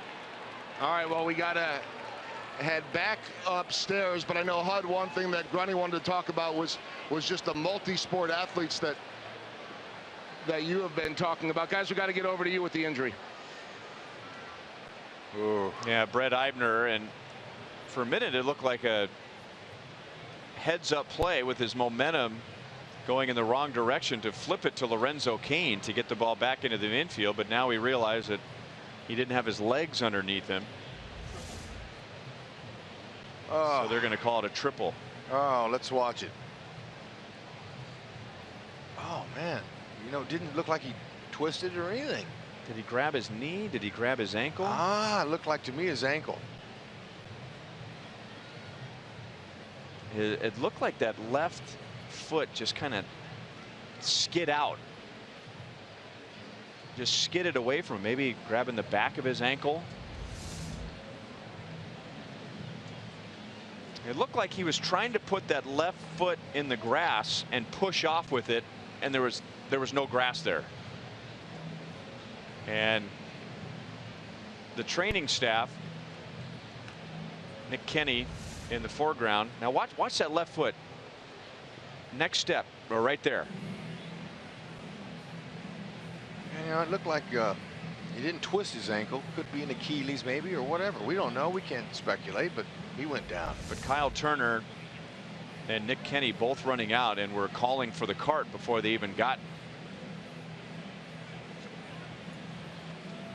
out to see exactly what was wrong with Brett Eibner. So there they are. The Achilles, the ankle. That's always the worst. When you're down like that, here comes the trainer, and they go right to the hot spot. Is this it? Ah, yeah, that's it. Oh, too bad.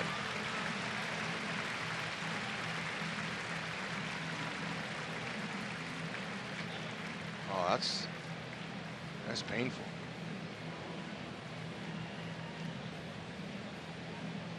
Young man's not coming off the field for any twisted ankle.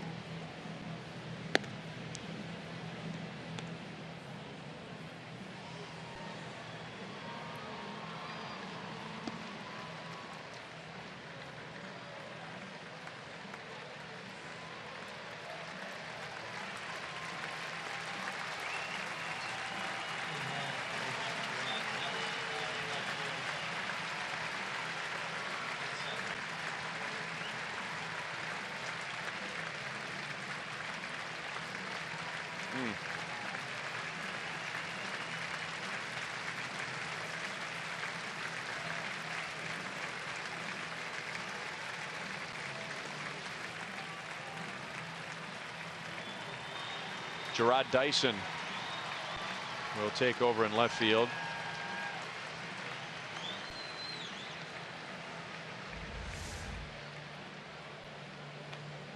Right here. Just kind of, looked like he was expecting that left foot to grab more in the grass to push off, and it just kind of slipped out underneath him. Not exactly the same, but it reminds me a little bit when you're going down the stairs and you think there's one more stair and you hit the ground a little quicker than you think, and the body's not ready for it. Too bad.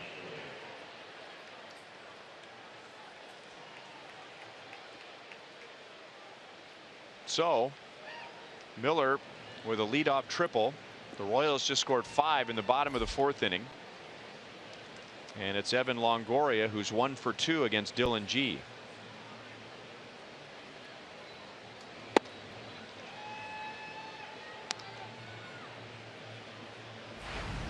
Longoria flied to deep center field in the 1st inning and then doubled to right in the 3rd.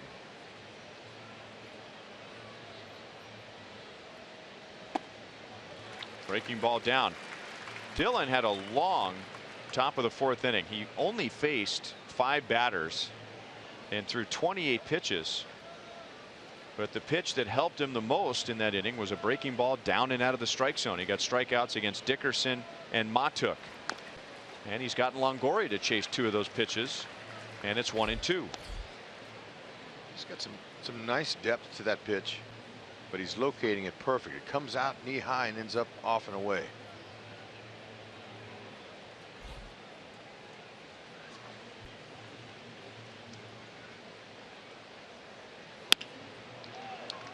Looped out into left field for a base hit. It is 8-4. We're just starting the top of the 5th inning, and we've already seen 12 runs on 20 hits between the 2 teams.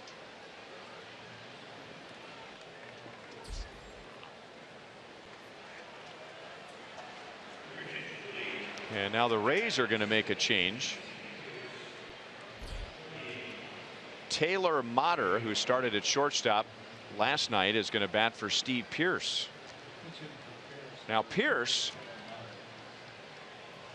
on Eric Hosmer's base hit to center field in the 4th inning, he went down awkwardly. Tried to make a backhand play, fell to his knees, and then tried to get up again and fell down a 2nd time. So who knows, maybe he was injured. And now Motter.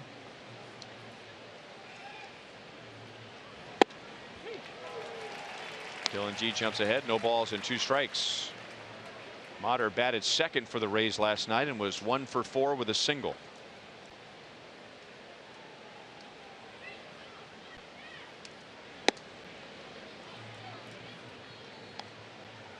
One and 2.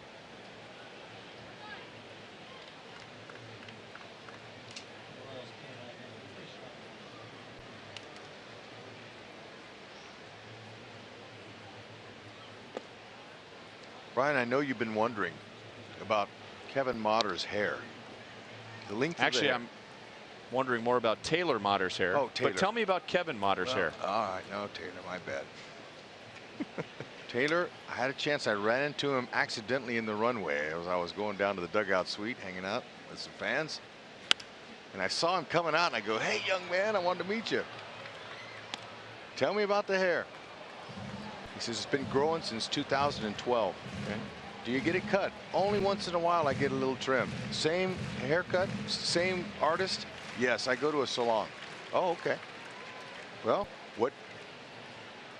Tell me a little bit more about it." Is he a White Snake fan? I didn't ask him that. Okay. It was a quick conversation. It's only hair related. What do you do for how do you condition it? He goes, "I use Head and Shoulders." And I go, "Why?"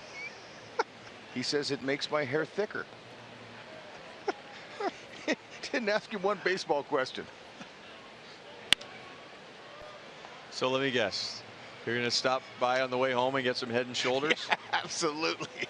If it helps him, it helped me. But I said, "So how's it gone over with the family?" "Not good. Mom's not happy with it. Now that I'm in the big leagues, she's saying, 'Come on, son, can you get a haircut, please?'" All the neighbors are calling now. 2012 is a long time. Will the hair slow him down?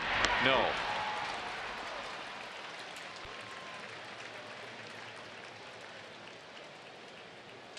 That's beautiful. Not the details of the story per se, but the fact that you went there with him and you just met him. First time. Congratulated him, though, being a big leaguer. Did he ask you about your hair? No, thankfully not. I told him.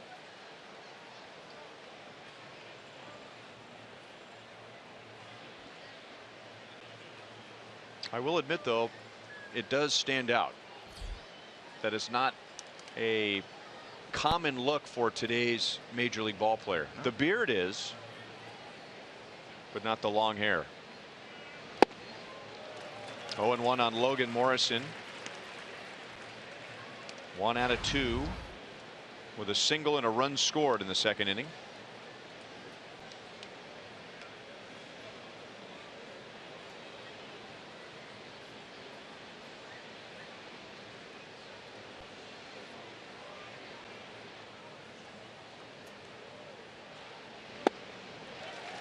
No balls, 2 strikes.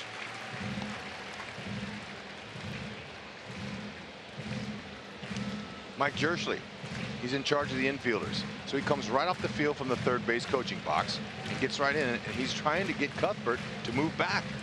And there he is. He finally got Cuthbert's attention.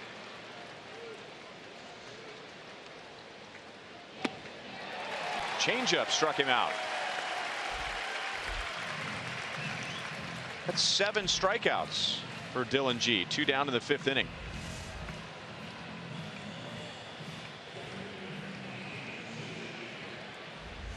Final game of the series with the Rays is tomorrow night. It's also our next student night where you can hang out with your friends for only $10 with your school ID. Plus enjoy a happy hour special at the Boulevard Grill concession stand as you listen to live local music on the Outfield Experience stage before the game. Go to Royals.com/student night for the full list of bands and for tickets.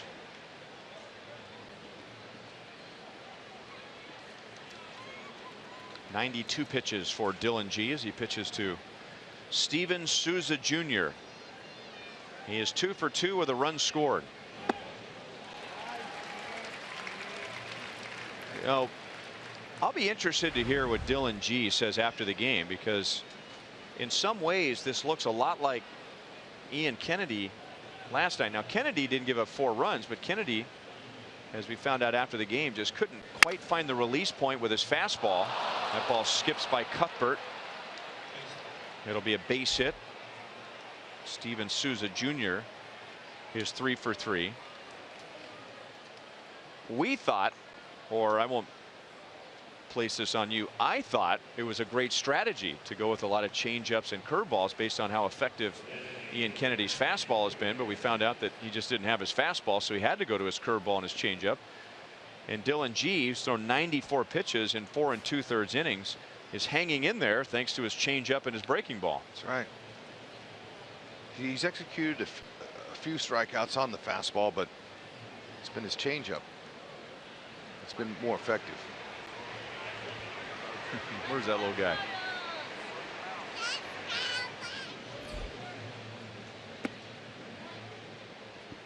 So a big matchup here. Corey Dickerson hit a 3-run home run in the second inning. And with one swing here, he could turn a 4-run game into a 1-run game.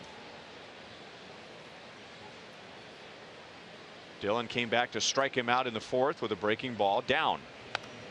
Check swing on a pitch up. It's Chris Young loosening up in the Royals bullpen. That fastball up right there, he check swing, perfect. Set him up for pitches down the way. Change-ups, have him move his eyesight up to that high fastball area, then work him down and away. Don't let him back into the game here.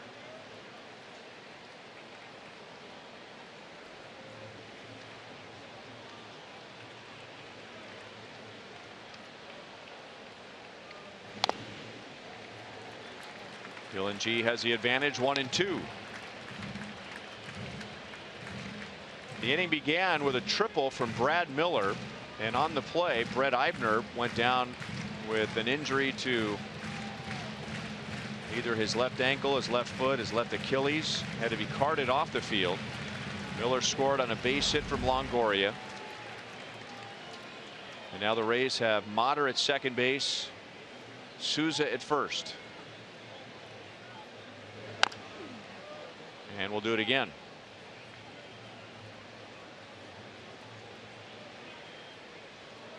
That about sums it up right there. Dylan G with a big exhale. It's been a grinding 4 2/3 innings for him.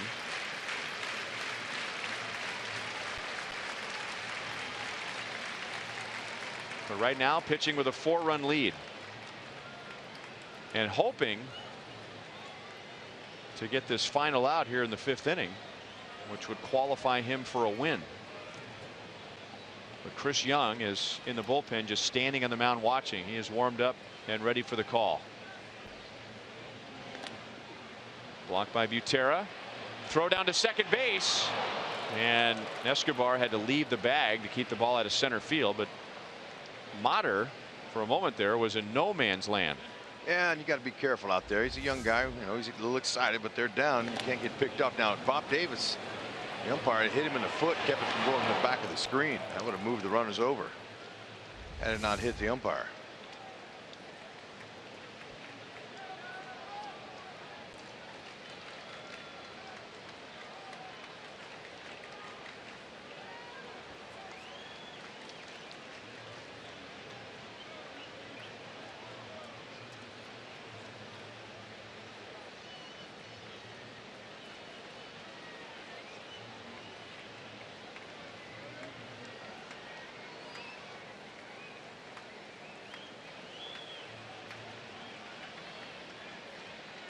Wow, you know, this is really tough.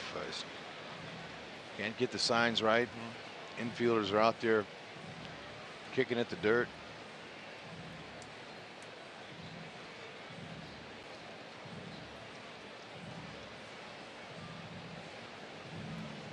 It's a big point in the game for Dylan G. He's making sure he wants to get the right pitch to this guy. Took him deep earlier. 3-1 homer. Pick a seam. Anyone, any seam. Which one? Now the guy on deck has no home runs and no RBIs. The guy at the plate has 9 home runs, 23 RBIs. 3 balls and 2 strikes. So you're going against baseball strategy to allow the potential tying run to come to the plate, but that's a much more dangerous hitter at the plate right now. Runners will be moving. Would you be surprised if he got something good to hit? I would be.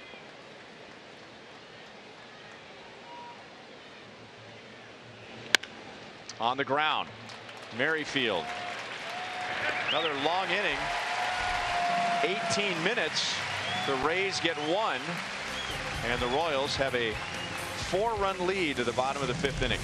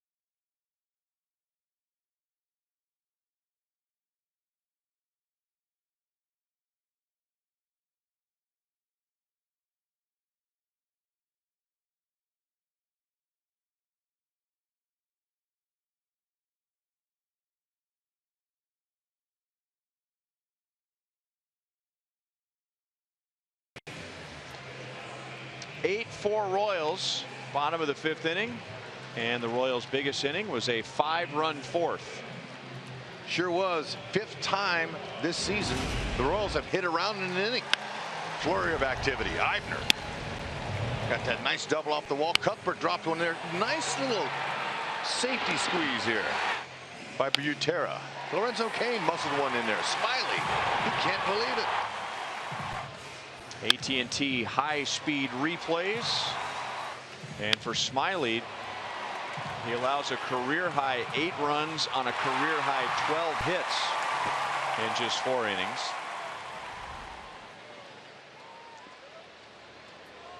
Dylan G looks like he's going back out there. Let him go.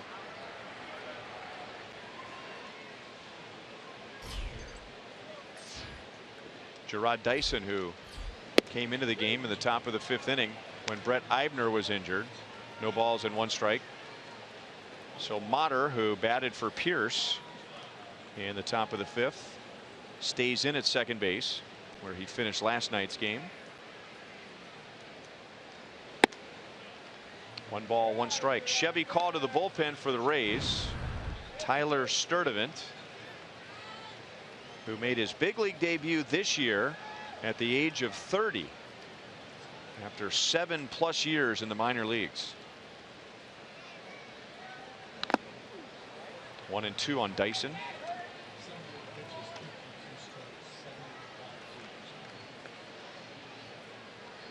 This young man, he's going to go 88 to 92 with his cut fastball, slider, and a changeup.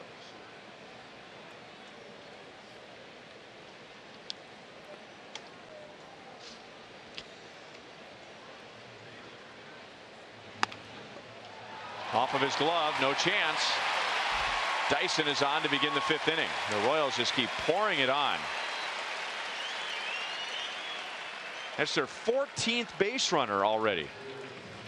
And they're just beginning the bottom of the 5th inning. Pitcher doesn't touch that ball, that's an out.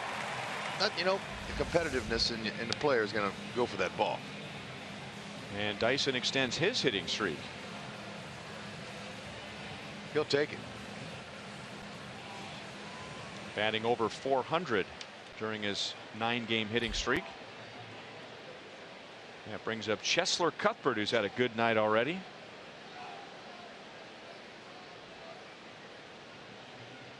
Dyson had a big lead, and Sturdivant gets him back to the bag.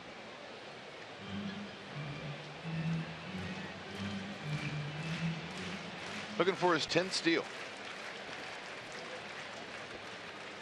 Been caught a couple times.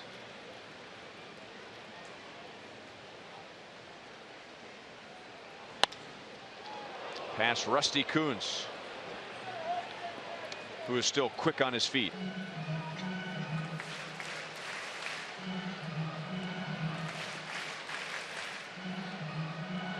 Cheslor is single to right and single to center. He scored in the Royals' biggest inning, a 5-run 4th.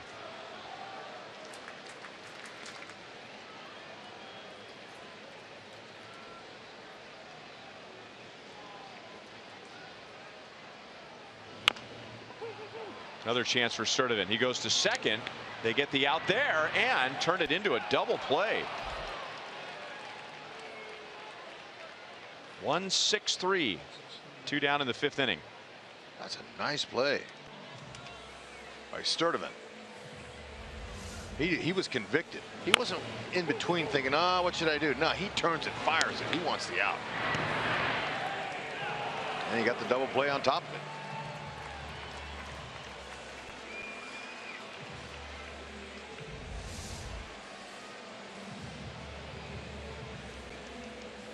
And now Drew Butera. He's had a good night, 2 for 2.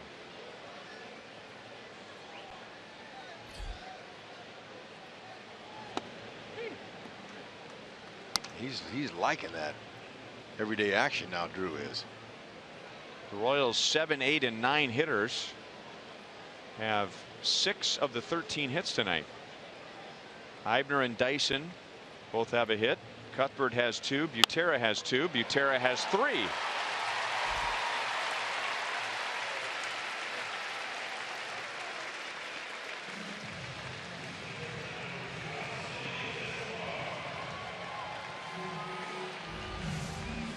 Reaching out, off-speed pitch. He's out in front, but good position.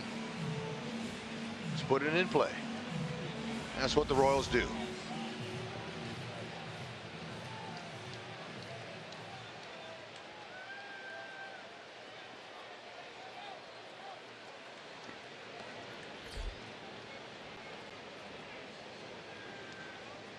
Gilbertera ties his career high with 3 hits tonight. 3rd time he's done that in his career.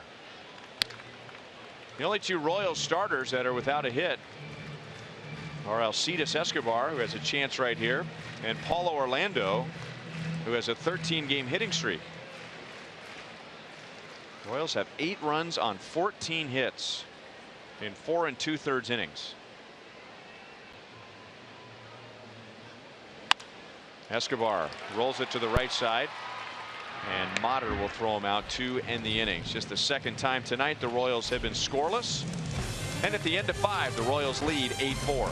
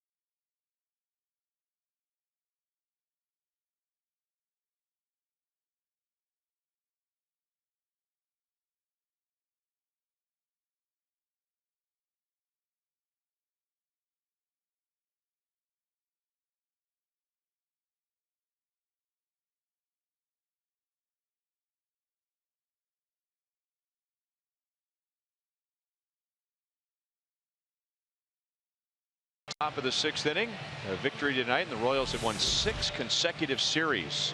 T-Mobile with our greater coverage of baseball. They started to release some of the American League All-Star voting totals.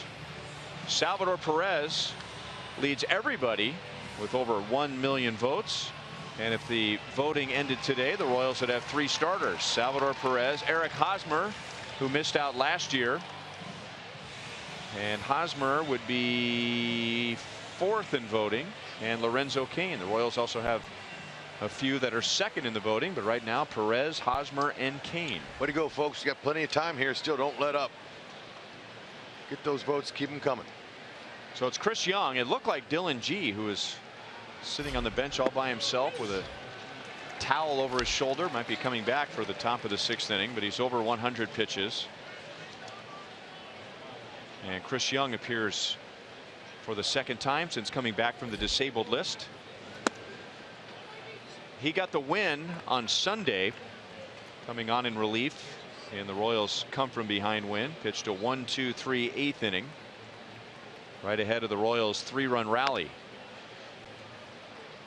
Mike Matuk fouls it away. 1 ball and 2 strikes. Chris Young going to work that fastball at 88 to possibly 90. Slider and a changeup. Before he left the starting rotation, his slider, he was using it more than his fastball. So it's a very good pitch.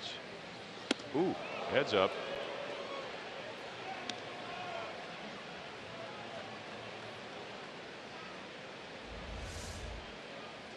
That 2-seamer got away from him.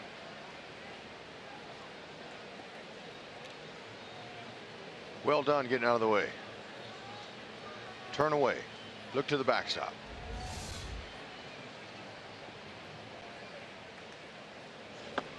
Slider got him. An effective inside pitch. Right. I don't know if he meant to do that, but He did so with great effect.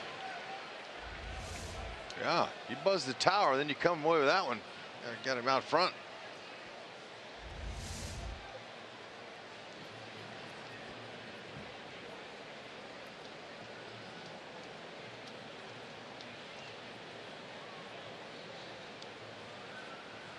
And now Curt Casale, Rays catcher, takes a fastball strike at 90. Young's last outing was a short one, but his pitches looked crisp, had a little more life to him. The same thing he said it wasn't happening before he left with the forearm strain. Did a forearm strain, right? Right. Didn't feel like he could really finish his pitches. Get that. That's it. Snap of the wrist at the very end. Get that late life, late movement. 91. Wow. He's got a different look to him. Chris Young is typically 86, 87, 88, maybe 89.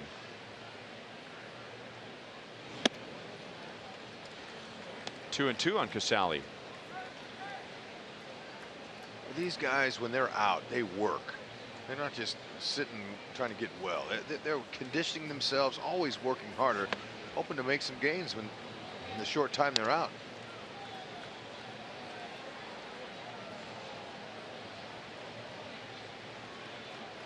When Young's on, he gives up a lot of pop-ups and fly balls. Missed it. Casale comes back after falling behind in the count.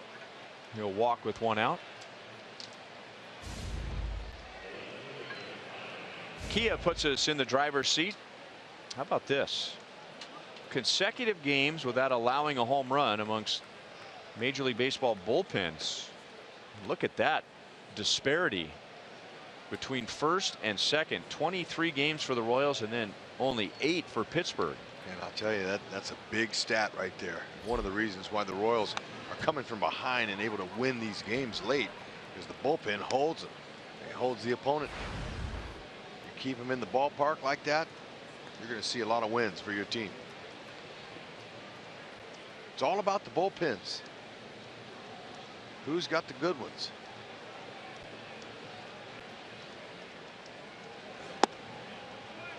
One and one on Brandon Guyer. He is 0 for 3.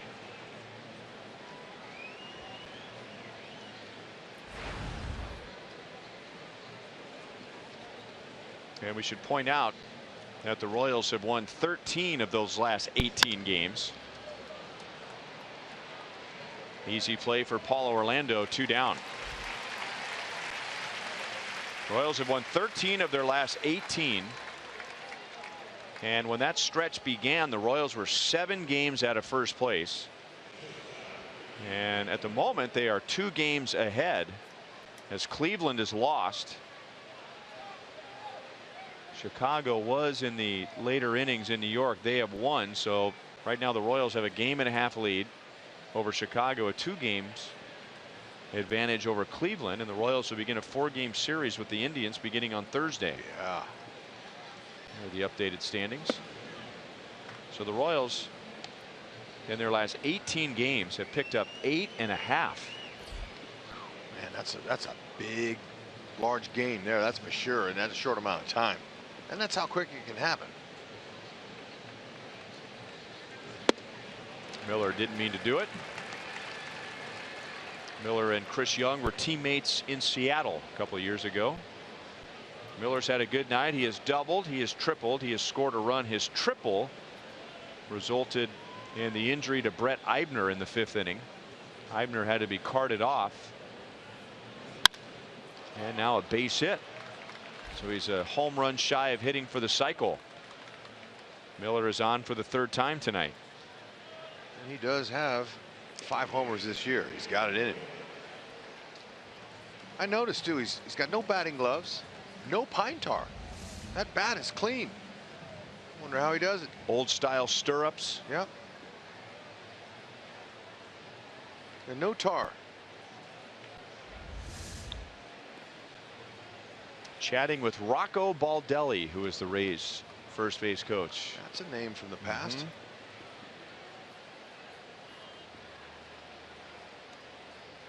Good player. Unfortunately, had a ton of injuries. I remember when Rocco Baldelli was called up, and it's always unfair to make comparisons, but this was one that you don't hear about just because of who he was being compared to, but he was being compared to a young Joe DiMaggio. Right. Italian playing center fielder, good speed, right-hand batter.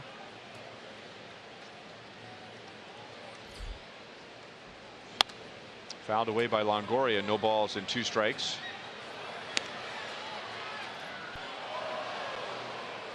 He had a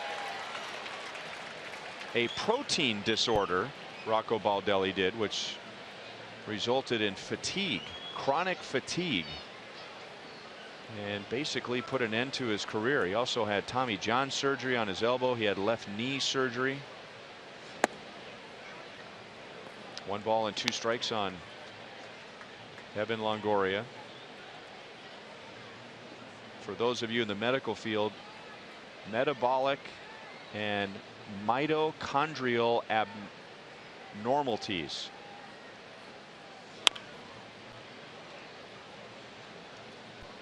Channelopathy, a protein disorder. Just chronic fatigue for a high energy player. Great guy. Got back in as a scout, and then when Kevin Cash took over as manager, invited him to be part of his coaching staff.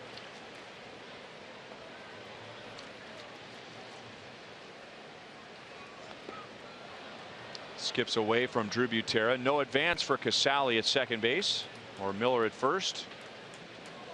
2-2 on Longoria.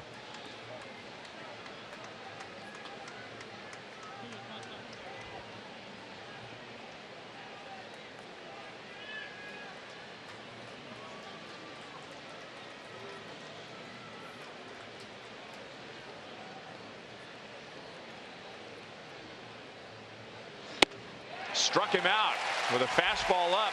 Chris Young strikes out 2 in a scoreless 6th inning. It hasn't been easy tonight, but the Royals have an 8-4 lead to the bottom of the 6th.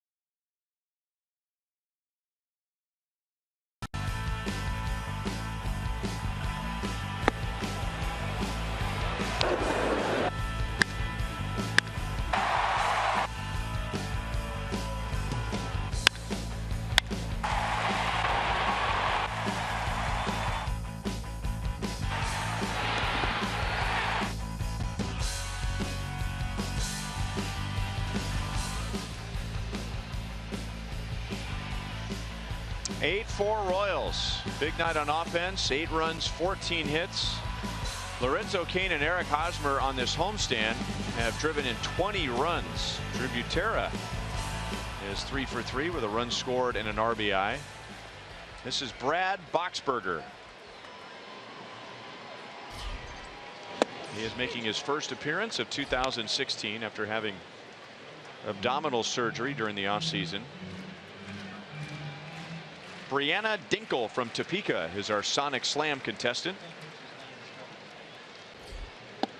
And Whit Merrifield nearly hit his first major league home run back in the 3rd inning. If the Royals hit a home run here in the bottom of the 6th, Brianna wins $400. If the Royals hit a grand slam, Brianna wins $25,000 from Sonic and the Royals. Merrifield, Cain, and Hosmer are coming up.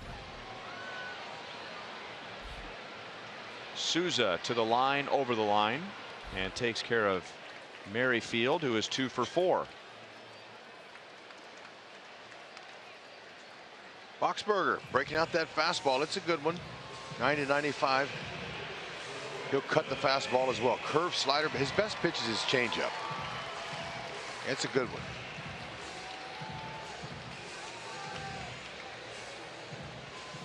Brad Boxberger was drafted by the Royals out of high school and decided to go to the University of Southern California, and then became a Reds first-round pick in 2009. Traded to the Padres 2 years later. Traded to the Rays 3 years after that. 41 out of 47 save opportunities. Past the mound, Motter goes to the middle to throw out Lorenzo Cain. Lorenzo's driven in 4 tonight. 2 down. Let's go to Joel. Well, our Taminia Mazda game break takes us to Seattle, and a very rough day for that guy. We remember big game James Shields, but today just bombarded by the Seattle Mariners. 2 2/3, 8 hits, 10 runs, and 4 walks. Shields drops to 2 and 7. His shortest start since 2008. A lot of trade talk pertaining to James Shields and the Padres.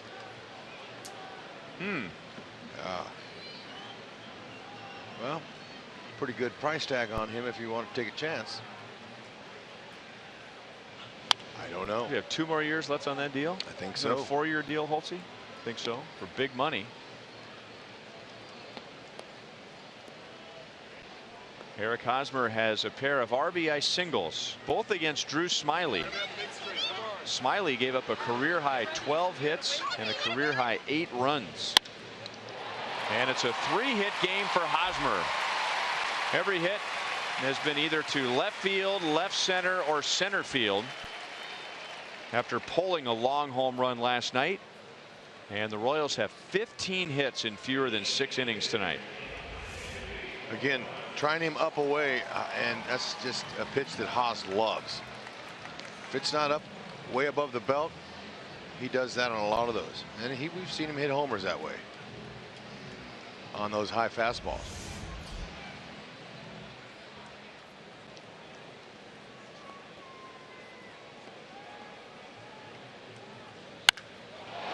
Drilled to deep right field. Kendrys Morales for the home run from the left side. He's driven in 3 tonight. And the Royals have a 10-4 lead in the bottom of the 6th.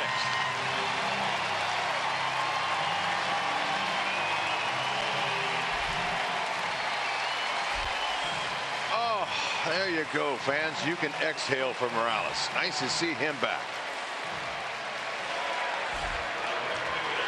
His last home run came on May 1st against Atlanta. And that was a walk-off in the extra inning game. Brianna Dinkle wins $400 with that home run for Morales in the Sonic Slam inning. Beautiful swing. That ball had topspin on it too. And now Paulo Orlando, he takes a slider for a strike. Boxberger trying to challenge him with the fastball. Morales short, quick, pulled his hands in, caught it just right. Look at how effortless that looked. Outside to Paulo, 1-1. Paulo is 0 for 3 so far tonight. Remember, he has that 13-game hitting streak.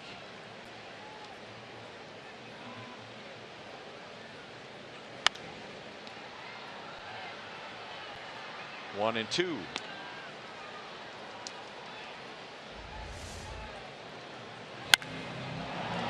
Connected well. That's a frozen rope, folks.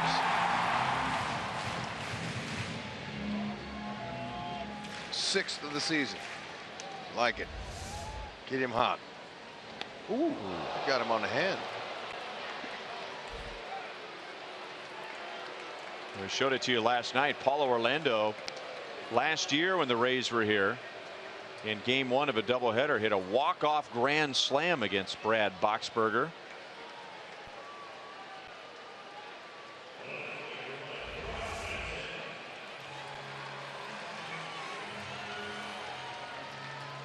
Well, that's the same, almost the same spot he got hit on a few weeks ago.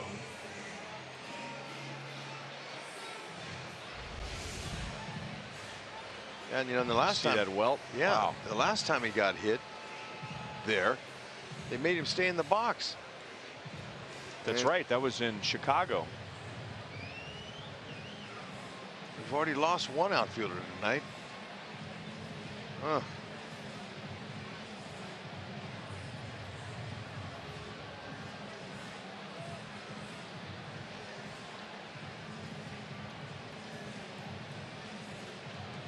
He peeled back that wristband, and there was a, as you'd imagine, a pretty good looking welt. That's a terrible place to get hit for a hitter. You're going to stay in.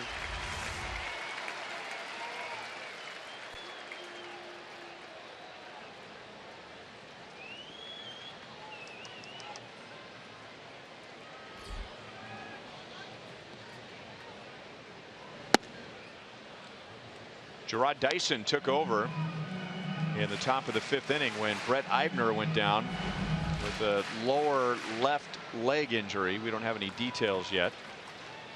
And then Dyson led off the bottom of the 5th inning with a single. So Dyson's been able to maintain his swing without being an everyday player, and has a 9-game hitting streak.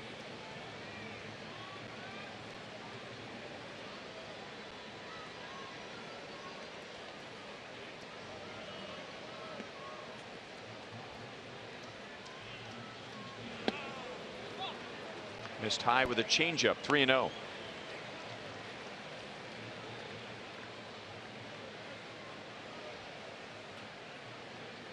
Oh, now he's grabbing his right side. Yikes. And remember, he is making his first appearance of the season tonight after undergoing surgery on a core muscle during the offseason. So any little tweak and the Rays are going to make sure and get him out of the game. Yeah, and you know, the changeup, I said that's his best pitch, but now his first outing here, he never misses with that like that. And you can tell there was something wrong with him. Man.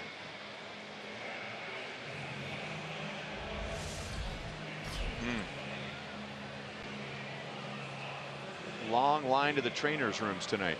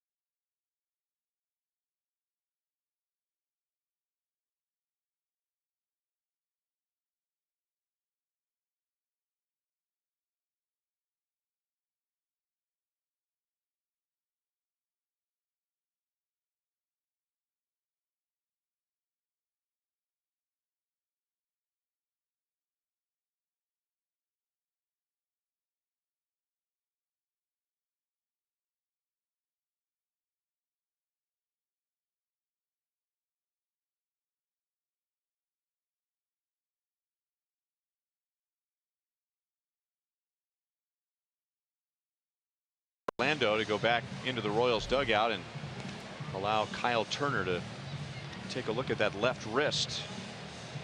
Paulo was hit by a Brad Boxberger pitch. And watch this when he peeled the wristband back. There's already some inflammation going on in there.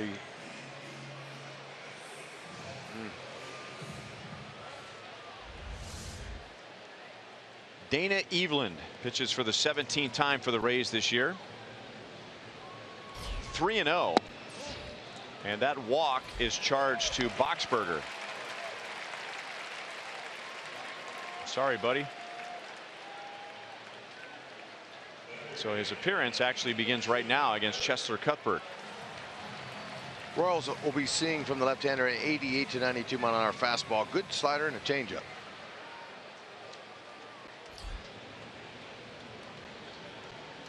Royals are batting with 2 down in the bottom of the 6th inning. They already have 10 runs on 16 hits.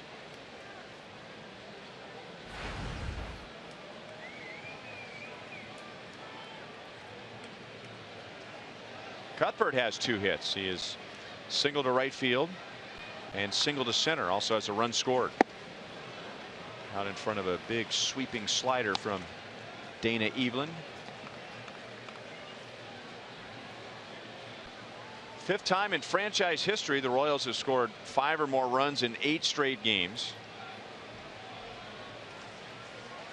And they are averaging over 7 runs per game during that stretch.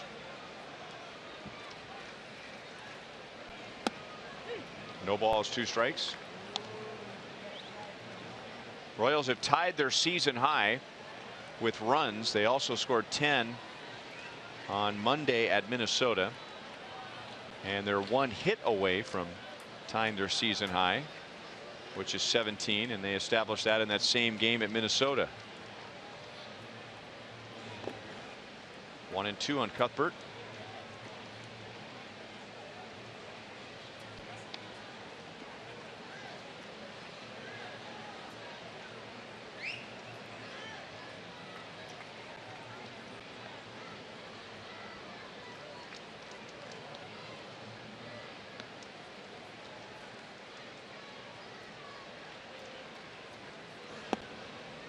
Two balls, 2 strikes.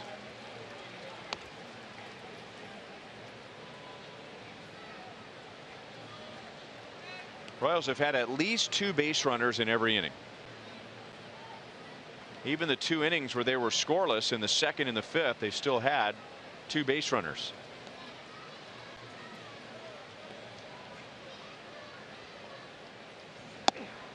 Three balls, 2 strikes. I don't think he's thrown him a fastball yet, has he? No, he's mainly breaking balls. You know, Cuthbert, he's had his way with off-speed pitches. He's hit more off-speed pitches for hits than fastballs. You know who told me that little stat there? That little girl? No, I wish. Eric Hosmer told me that. Runners go. Ooh, backdoor. Strike 3 called. And that's the inning. The Royals get 2 more on Kendrys Morales' home run against Brad Boxberger. Nice. Welcome back, KMO.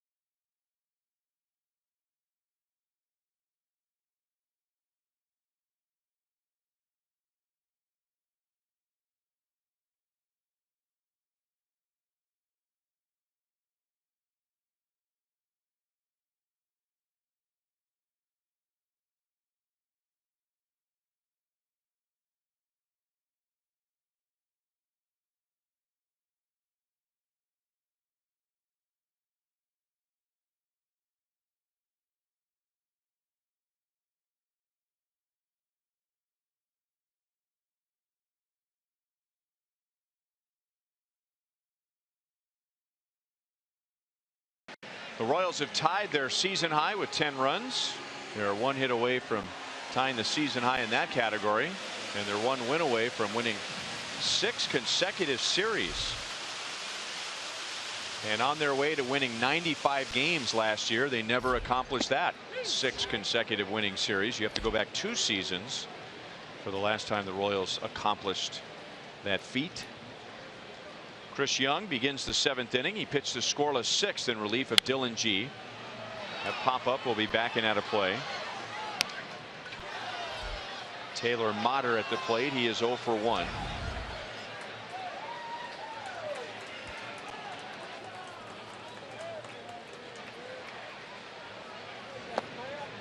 One ball, 2 strikes.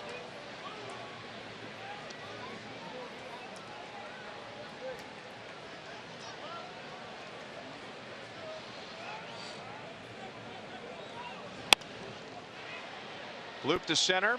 Lorenzo Cain comes up and makes a play, and Motter is 0 for 2.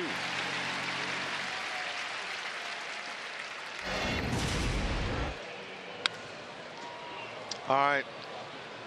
This opposite field hit by Miller hurt our left fielder. Eibner went down in a heap.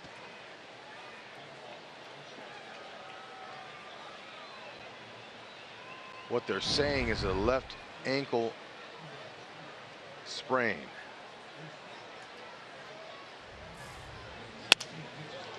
Crack bat and a base hit for Logan Morrison, who's had a very good month of May. You know, he hit 100 in April, 6 out of 60. Turned it around in May and continues his hot hitting in May in the month's final day. Can you believe it's going to be June 1st tomorrow? No. Look at that, 100 in April. No home runs, no RBIs, and now 343 in May. Feast or famine. Man, that's amazing. And you know, I like what he told you, how he got out of it. He just started taking pitches, swinging and everything, trying to swing his way out. And sometimes you walk your way out. You know, it seems to me that there's a pretty consistent pattern for a hitter, and that would be a hitter is swinging the bat well, all right, and hitting just about anything that's thrown his way. And then teams begin to pitch him carefully. Well, he takes walks for a while and then decides, hey, I want to swing the bat. I'm swinging the bat well. So they start to swing at pitches outside of the strike zone, and a hit streak becomes a slump. And then they have the discovery, like Logan Morrison shared with us, and that is looking at his at-bats, he realizes, you know what, I'm not swinging at good pitches. I'm swinging at pitches that nobody can hit. So the first step is to start swinging at good pitches. Sometimes the walks come before the hits, and it's like everything comes full circle. They start swinging the bat well again because they're swinging at good pitches. Yeah, but after they start to struggle a little bit, they go to their hitting coach and say, what am I doing? Lots of hitting coaches will say, you're not doing anything wrong. You're just swinging at bad pitches. You don't need to make any adjustments. Steven Souza Jr. has 3 hits and a run scored tonight.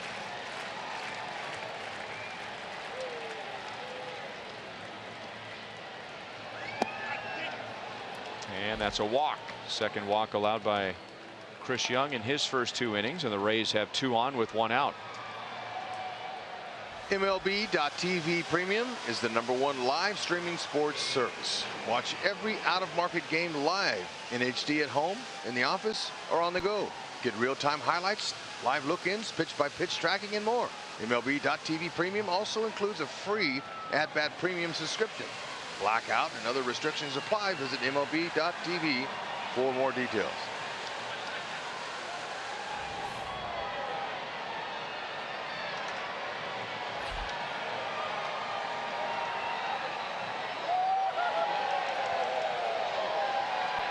Two on, 1 out to Corey Dickerson. The Royals got 2 runs in the first inning on a home run from Lorenzo Cain, and then Dickerson in the second inning hit a 3-run home run against Dylan G, and the Rays actually led in this game 3-2. The Royals tied it in the third and have just run away ever since. No balls, 2 strikes. It's this same guy. Gee, changeup that stayed up.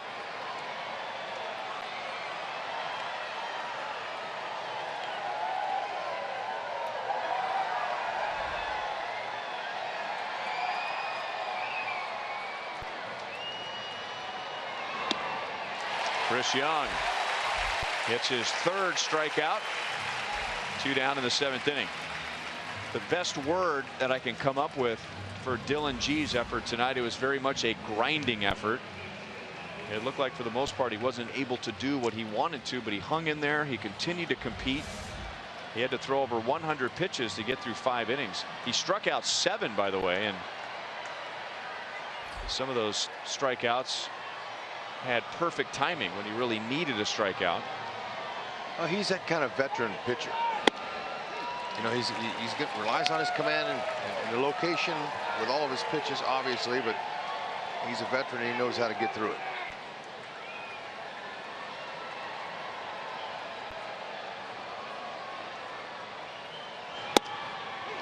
Slider makes it 0-2 on Matuk, and it was that slider that struck out Matuk in the 6th inning when he faced Chris Young. Look at that. Royals are 7 out of 11 with runners in scoring position. That's going to up that mark even more from now 270s entering tonight's game, which was 5th in the league. Remember, the first month and a half of the season, the Royals were 14th, then 13th, and 12th, and now before the night's over, they're going to be in the top 3 or 4. They were hitting .201 with runners in scoring position on May the 3rd. Big night on offense. 2 scoreless innings for Chris Young out of the Royals bullpen. Stretch time at Kauffman Stadium. The Royals lead by 6.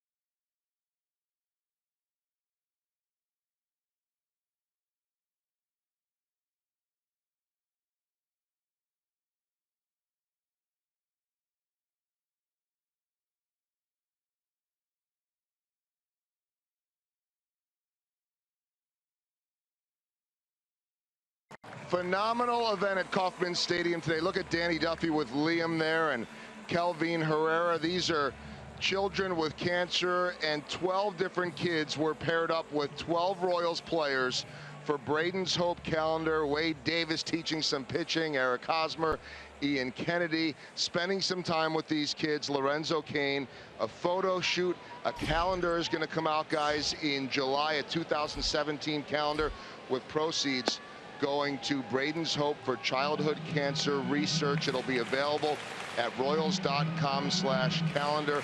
A lot of cool stories. You saw Danny Duffy there with that young boy, Liam. He gave him one of his sets of cleats. And Yordano Ventura was with a young girl who's turning 9 tomorrow, and he made a special birthday baseball for her. So great stuff to see all those Royals putting a smile on the faces of those youngsters. Well, you're right, and that was just a snapshot of some of the coverage from today, and boy, you could just tell those kids, they just lit up getting to spend some time with the Royals, and I think the Royals players were equally as excited. Now Drew Butera hits the deck after a foul ball off of his foot. Yeah, Ryan, those are the special moments that players never forget when they have a chance to do that. And the Royals, they're as good as any team I've ever been associated with of giving of their time. This guy right here, Drew Butera, made a young man's life earlier this year by meeting him before a game and just bringing out an autographed bat, giving it to him, and he didn't have to do that. Before he gave him the bat, he had it signed by every player on the team. Didn't unsolicited. Up the right field line, just foul. Man. Butera's next hit would be a career high 4. He's 3 for 3 tonight with an RBI and a run scored. Oh, that's got to stay fair. That looked awfully close. Oh man, look at that hard kick right. Any chalk?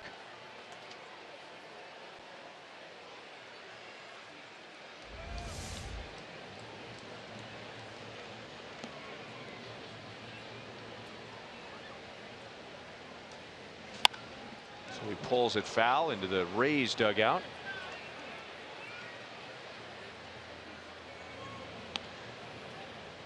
Somehow Butera ended up in between home plate and the pitcher's mound. Oh, he's having a hard time.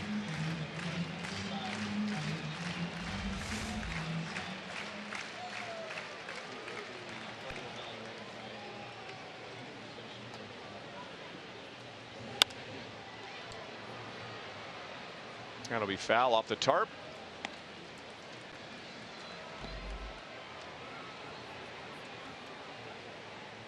He's working it. Find a hole. Career night, 4 hits would be a wonderful thing.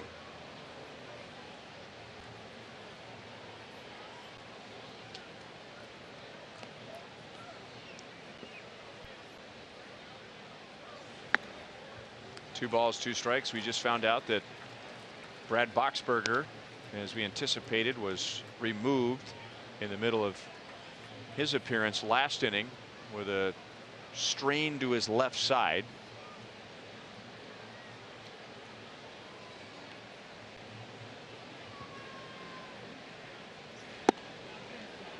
Three balls, 2 strikes.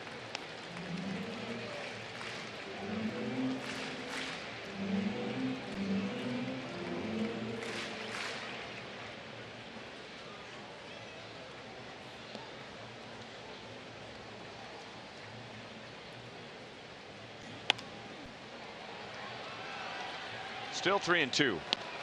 Going good. Fouling off those pitches borderline here. They can find that hit. You can tell he's locked in.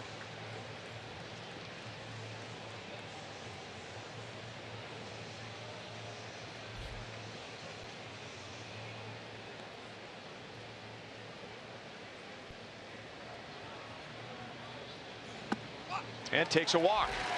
All right. A 10-pitch walk.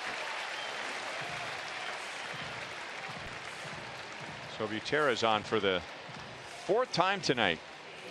Tonight's copyrighted telecast is presented by authority of the Kansas City Royals and may not be reproduced or retransmitted in any form. And the accounts and descriptions of this game may not be disseminated without the express written consent of the Kansas City Royals Baseball Club. Ryan Lefevre, Rex Hudler with Joel Goldberg and Jeff Montgomery. Alcides Escobar fouls it away with producer Joe Vincius, director Steve Kurtenbach, associate producers Al Broughton, Sam Abramson, Dave Holtzman, and the producer of Royals Live is Brian Shapiro.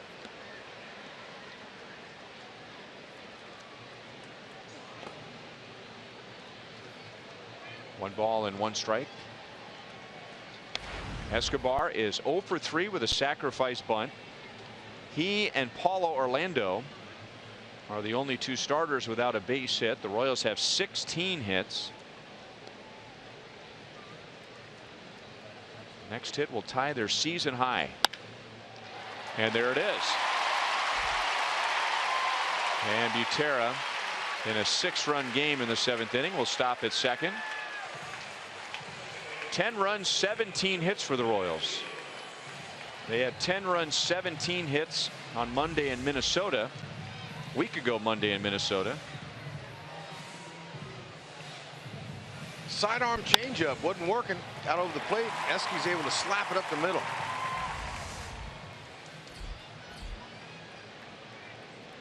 Yeah, I like to see it. All those Royals hits.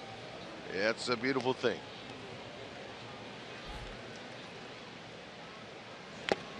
Now he's got to get a base hit for Paulo. Get that hitting streak to 14 games.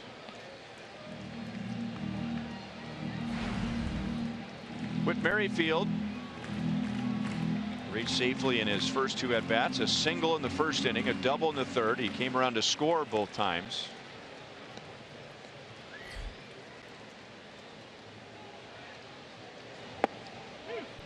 Down to the count, no balls, 2 strikes.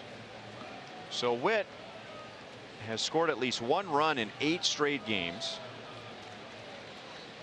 He has a hit in all 10 of his major league starts. He's the first Royal in history to do that.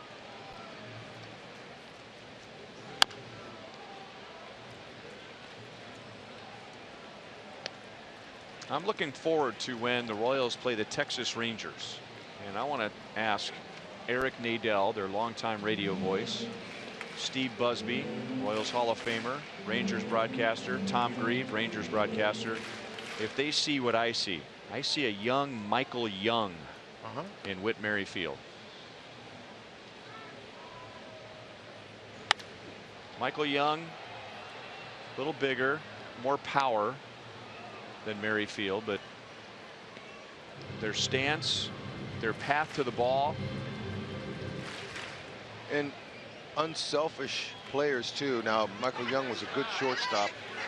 Had Andrus, they signed him and they moved into 3rd base. It was Alex Rodriguez that moved. Right. It was Alex Rodriguez when they got him. Yeah, that was a while back. Yeah, he was a shortstop prospect in the Blue Jays organization. Michael Young was. And he was one of those heart and soul guys of the Texas Rangers.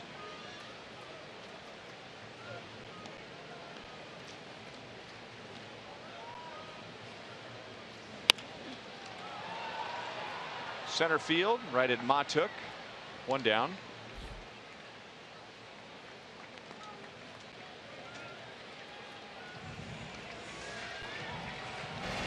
And now Lorenzo Cain, he's driven in 4 tonight. Oh, another great night for Cain. How about that? Early home run was really nice. Lorenzo Cain was able to load up those hips, lay it on Smiley. A 2-run single. That'll work. Muscled it out there. Stay hot, Cain.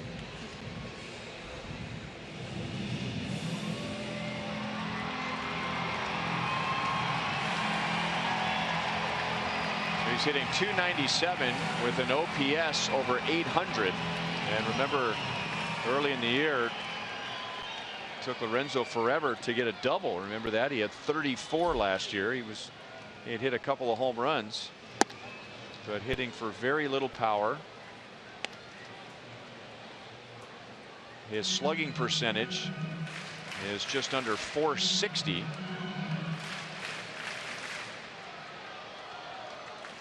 Now that's the whole season. What's Lorenzo Cain's slugging percentage in the last 3 weeks? Yeah, and you know, it was that double that he hit that really kind of got him going as far as extra bases go. And that was on May 8th.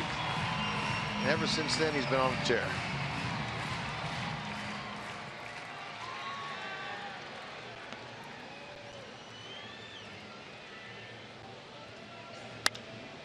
Off the end of the bat, Souza comes up in right field, and there are 2 down. Between Lorenzo Cain and Eric Hosmer, they have driven in 20 runs during this homestand, and this is just game 5. Remember to vote for the Royals Player of the Month at one of the 7 Rally House locations in the KC metro area. All participants will be entered to win a majestic prize pack.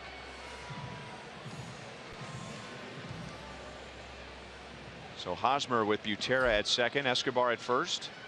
Hosmer has a 3-hit game with 2 RBIs and 2 runs scored. Across the knees for a strike.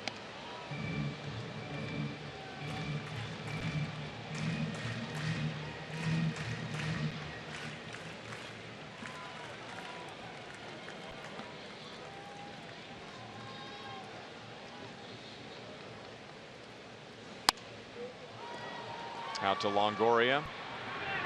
In the dirt. Picked by Morrison. And that's the inning. A walk and a single. The Royals are scoreless in the bottom of the 7th. 10-4 KC.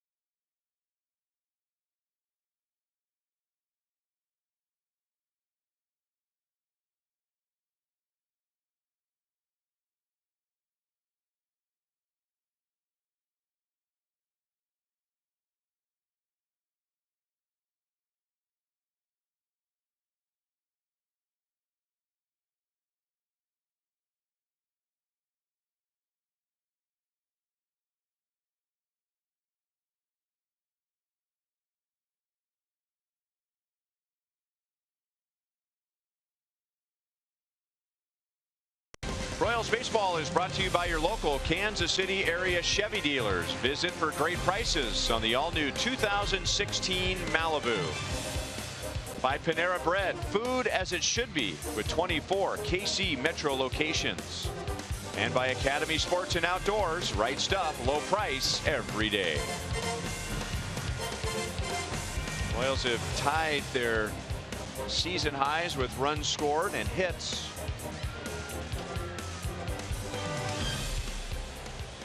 Chris Young stays on for the top of the 8th inning, trying to give the Royals 3 innings out of the bullpen tonight after Dylan G went 5. Chris has worked around a walk and a single in each of his first 2 innings. Curt Casali pulls it foul. 1 ball, 1 strike.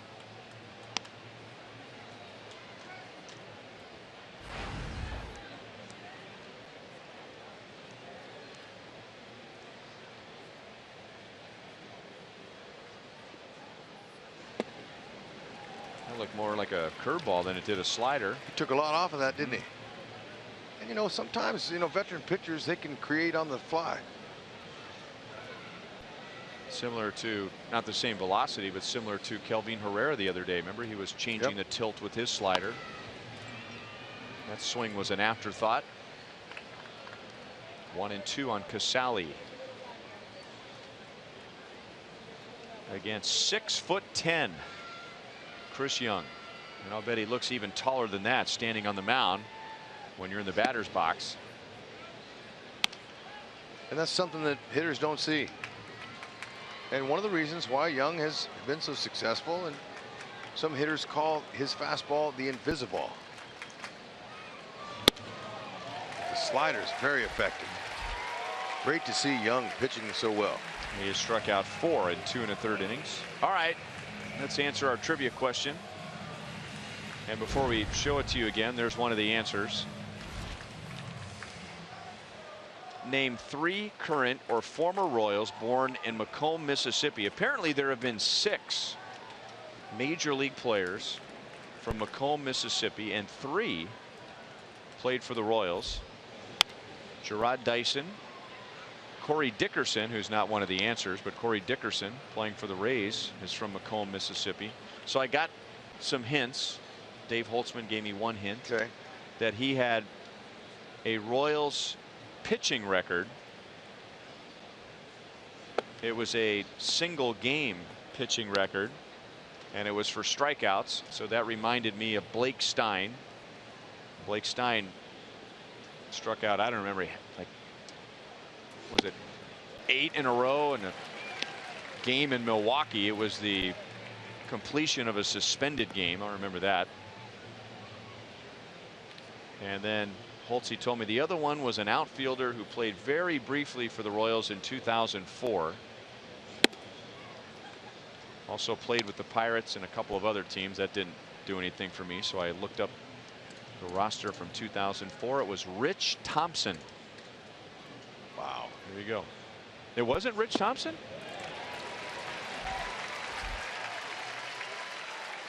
Geyer is down on strikes. What are you talking about, Holtzy? I said Rich Thompson and you nodded at me. We're whiffing tonight on the question. Oh, Adrian Brown. Okay. Where's Rich Thompson from? Born in Reading, Pennsylvania, like I said. It's not too far from Macomb, Mississippi, is it? Okay. Adrian Brown. Yeah, I never would have gotten Adrian Brown. So there you have it. I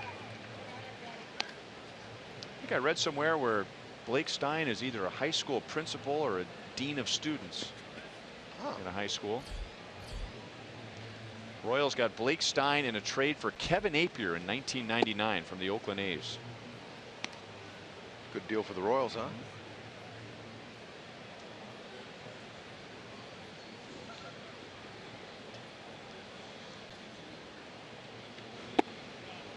Two balls and 1 strike on Brad Miller. He is a home run shy of hitting for the cycle.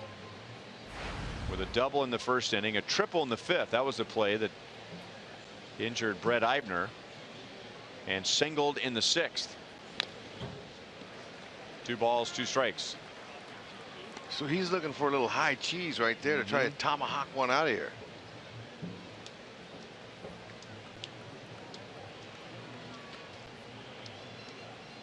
Holtzy reminds me that standing on the mound, Chris Young is 7 foot 8 inches. That ball's not going to carry out to right field. It's 3-1 on the scoring play. So Chris Young, in his 2nd appearance since coming back from the disabled list, gives the Royals 3 scoreless innings.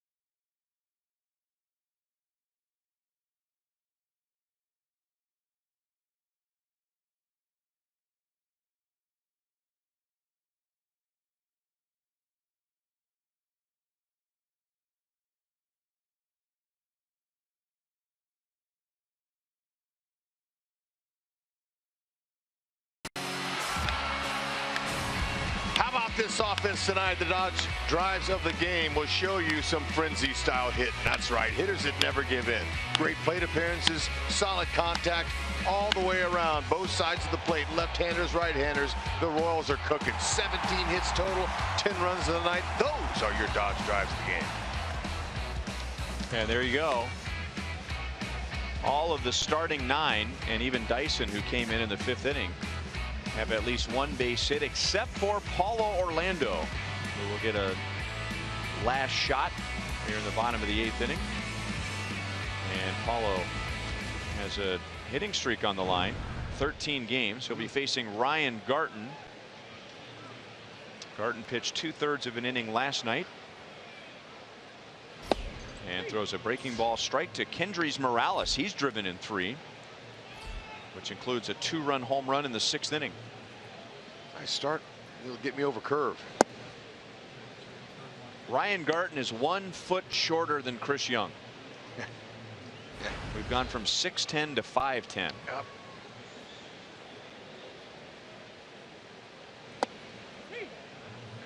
Little sneaky fastball. They'll go 88 to 93. He's maybe 5'10".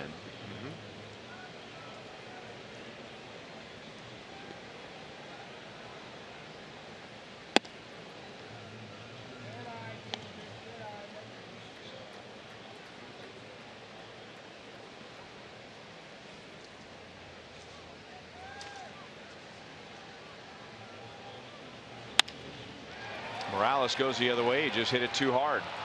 And Geyer's able to come up and make the play.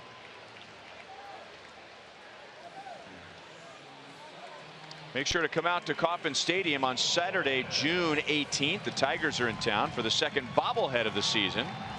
The Kendrys Morales 2015 American League Division Series bobblehead, courtesy of Kia. Arrive early. The first 20,000 fans through the gate will receive this one-of-a-kind item. Might be Morales' first bobblehead. He likes it. Get up the middle. Paulo Orlando, yeah! Base hit. 14-game hitting streak. Yeah, he did. And now all 9 have at least 1 hit tonight. He snuck it through. Fortunately, no injuries there up the middle on a collision by the second baseman and shortstop, Miller and Motter. Oh, yeah, this is nice. Those hitting streaks, they're tough, folks. And I'll tell you, when you get it on your last at-bat, that's really desperate times. Better to get those things early than you don't have them on your chest. And don't worry about them.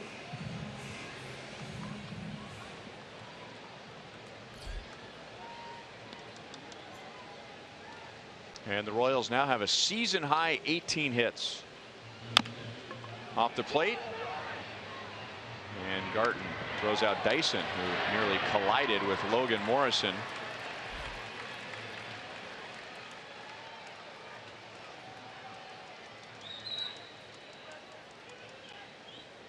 Let's go to Joel.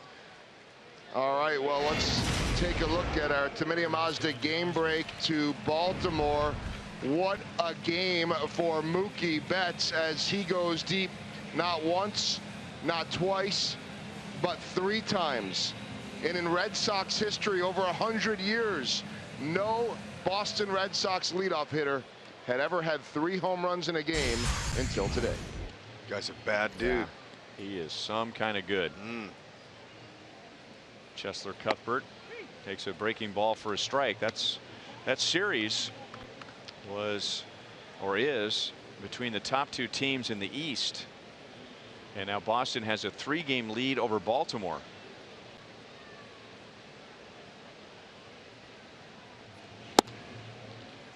One and one on Chesler Cuthbert. There's the Rays. So they are going to fall to 9 games back in the East, unless they come up with a huge comeback in the 9th inning. 1 and 2 on Chesler Cuthbert.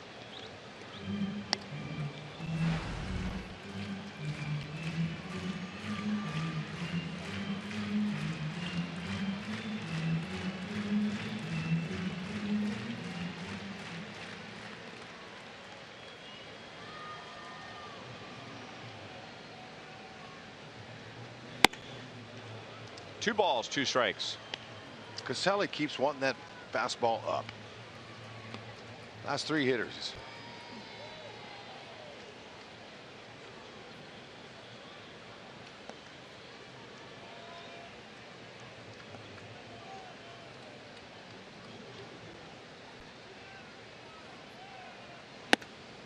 And he got the fastball up. Ryan Garton has a scoreless bottom of the 8th inning. We have achieved the 9th inning. The Royals lead 10-4.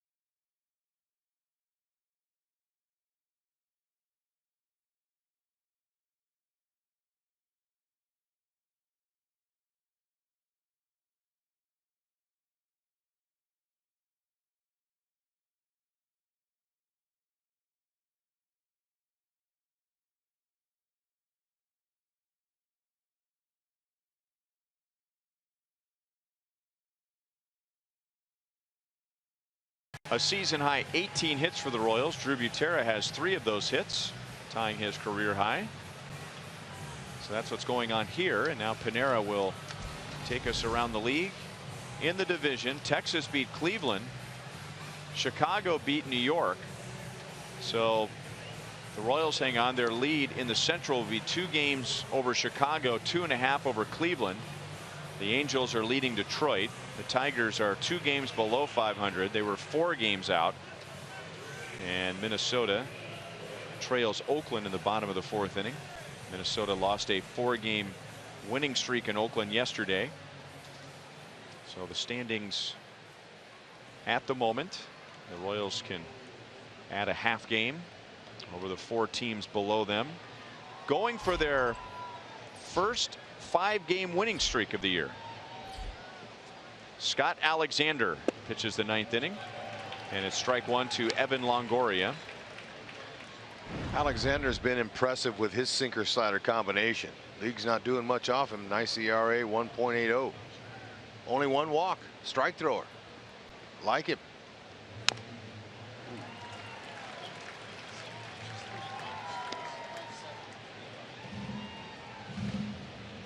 Ball came up and got Drew Butera, and Salvador Perez is going to get a hernia if he laughs any harder than he is right now. He knows how that feels.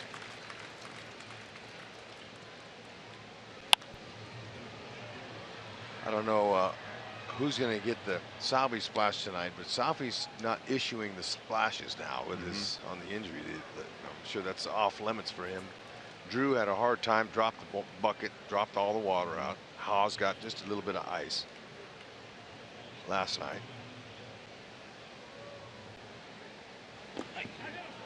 So something tells me Butera could be one of the stars that Joel Goldberg interviews, and someone will probably get him. Now watch this last night. Oh, Bad grip. oh no. It was the grip, right? Yeah, he said he wasn't thinking about how heavy the bucket was. He was just, ooh. Joel's appreciative of that. And then the Gatorade jug becomes a dunce cap. Bob Davidson, the home plate umpire, just ruled that Evan Longoria was hit by a pitch. And Ned Yost comes out and says let's take a look at that. Salvi's still having fun with Butera, who was hit by a foul ball a few pitches ago. Or did it hit him? There's a pitch we're talking about. Nope.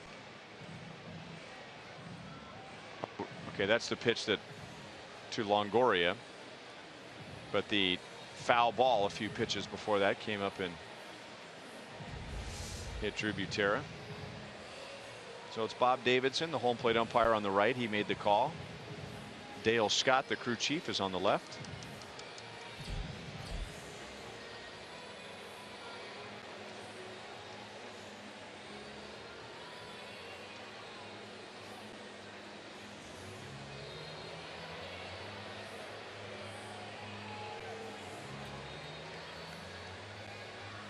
Now, I don't know if this is a good sign or not for the umpires, but Evan Longoria on his own went back to home plate and he's got his bat. What does that tell you? He knows he's going to be swinging. So Dale Scott tells Evan Longoria to go to home plate where he's already standing. He pointed to first, assuming that that's where Longoria was going to be, but Evan was already waiting at the plate. So the call is overturned.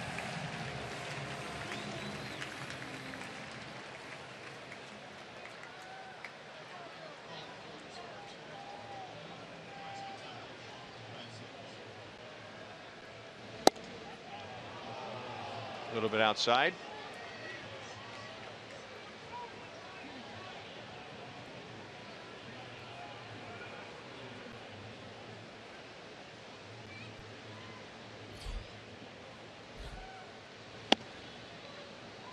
And that makes it a full count on Evan Longoria.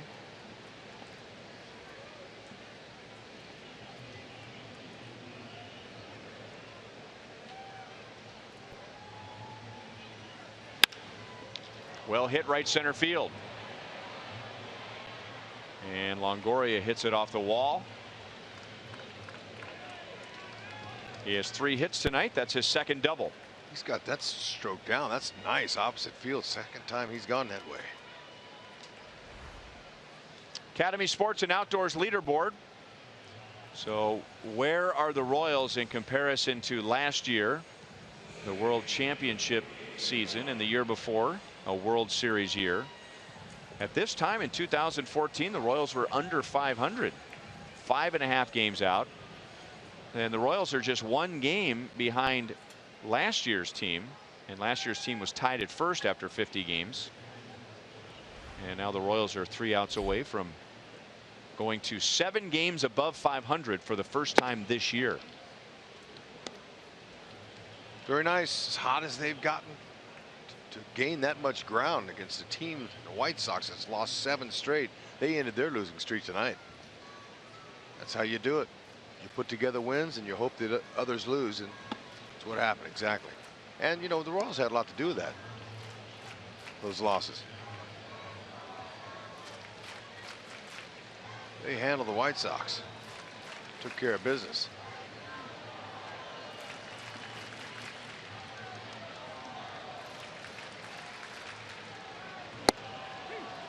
Two and 1 on Motter. He's had 2 at-bats tonight. He's 0 for 2. Came on for Steve Pearce in the 5th inning.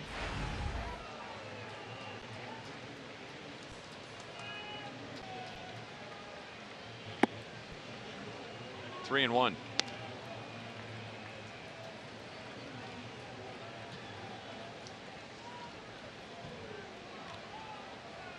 Alexander last worked on Wednesday in Minnesota, so he may be a little rusty.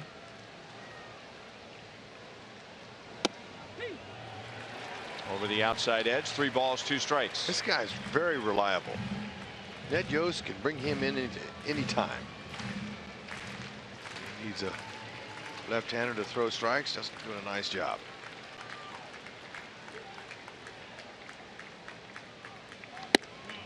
A walk, 2 on, nobody out.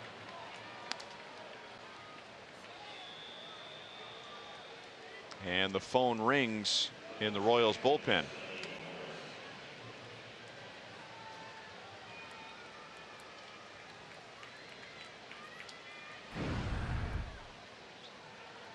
So there you go. Got to go back to Wednesday. Through 23 pitches in that game, but none since that final game of the Minnesota series. And now ball one to Logan Morrison. And that's what it is. You know, it's not much time off. It's tough to get right back out there with that good rhythm.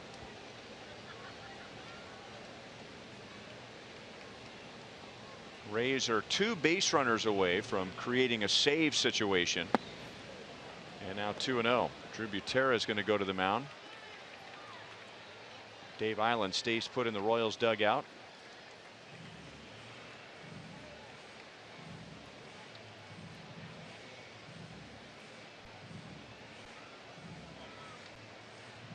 Well, on Saturday we saw a team on this field score 7 runs in the 9th inning. So it's possible the Royals are not immune to a big rally. It seems unlikely, but I'll bet that's how the White Sox felt. Every out's important when you're pitching in the 9th. And now the count is 3 balls and no strikes.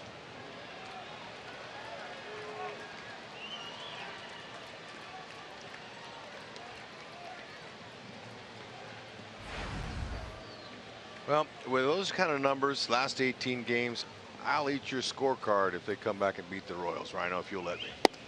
I know how important your scorecards are. I don't see it happening. Dave's going to go give him a little chat, talk him into a little ground ball double play here.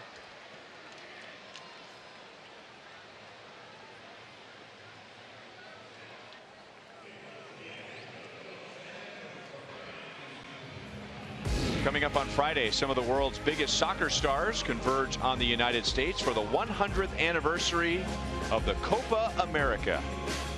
It all starts as the USA takes on Colombia Friday at 7 p.m. on FS1, or you can watch the entire tournament live on Fox Sports Go. Longoria doubled, Motter walked, and then Morrison walked. His walk was 4 straight pitches. And Wade Davis begins to warm up in the Royals bullpen. This is Steven Souza Jr. He's been on base 4 times. The Royals last night were going to use Wade Davis. And then the Royals scored 4 in the 8th inning. When they scored 1 run, Ned Yost had Wade Davis getting ready for a save situation, and then Eric Hosmer hit the 3-run home run, making it a non-save situation. So Chin Ming Wong pitched the 9th.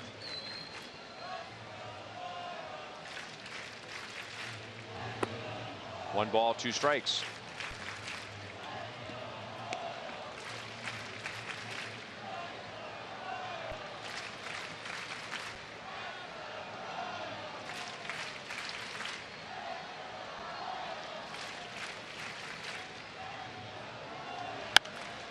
At a play.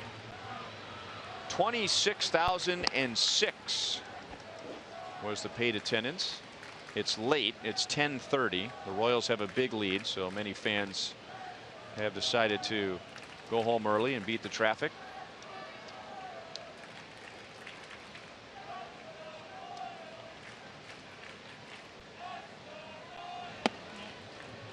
That may have crossed up Butera. 2 balls, 2 strikes. Can't get a double play on that ball, most likely. He wants to keep one down at the knees right here.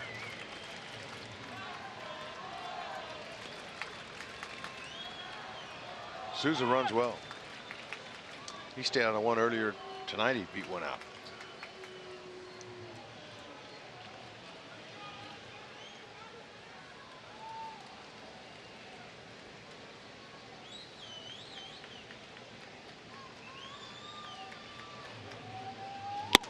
Strikeout, and Souza's mad because he feels like he helped out Scott Alexander. So he hits himself on the helmet with his bat, and Alexander can breathe a little easier. Yeah, he got him an out. High fastball. Souza wasn't pleased with the effort on his swing. Little tardy.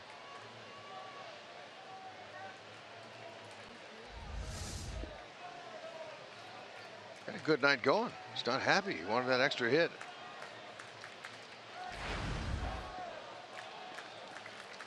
Tampa Bay struggling with those big hits. Only 2 for 14 tonight with runners in scoring position.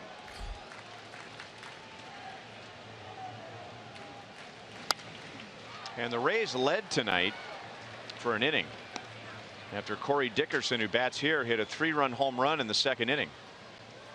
That put the Rays in front 3-2. The Royals tied it in the third, and then they scored 5 in the fourth and 2 in the sixth.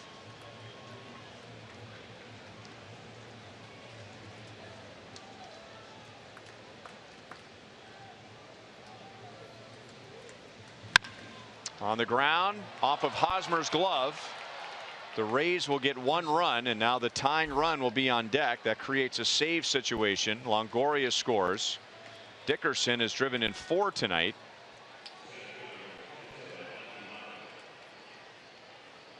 And the bases are loaded for Matuk.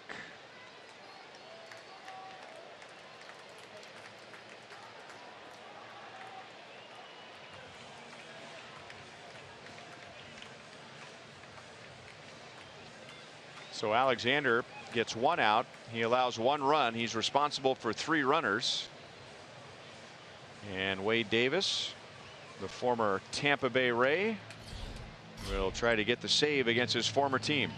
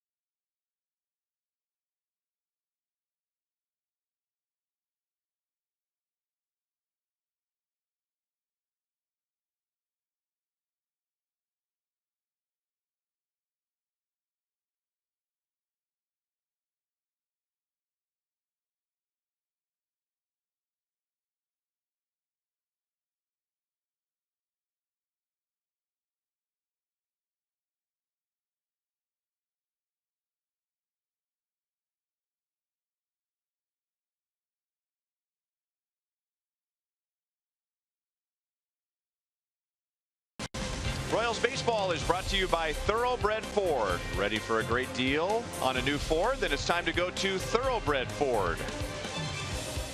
And by Steel Outdoor Power Equipment. Find a servicing Steel dealer at steeldealers.com or search STIHL.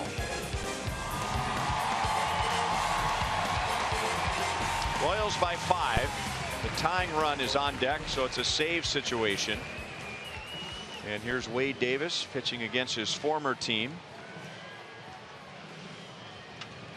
Wade was the Rays' 3rd round pick 12 years ago. And now he's going to get rid of a little extra equipment. He had an extra sleeve on his right elbow. He is from Lake Wales, Florida, which is about 85 miles from St. Petersburg, and he used to attend Devil Rays games when he was growing up. He was on his way to the University of Florida before signing with the Rays. Can we start calling it the Wade Davis trade now? Yes. I think you're okay to do that. Good firm fastball. 95 to 97, cuts the fastball with ease and tremendous accuracy. And a nice yellow hammer for a curveball.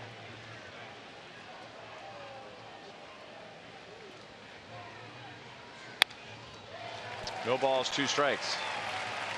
Poor Mikey Matuk. Now he's a big leaguer, so you don't want to feel too sorry for him, but he's facing Wade Davis for the first time. And Bob Davidson gave Wade another 6 inches on the first pitch. I saw it. Hang with him, young man. Yeah. Bob's getting a little tired back there.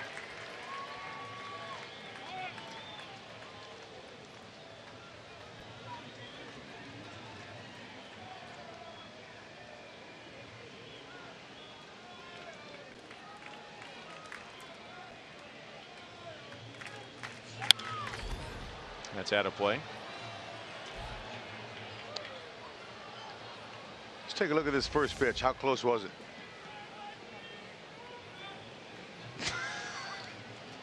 Well, I mean, it was in the bigger box. Look at Maddox. He about fainted.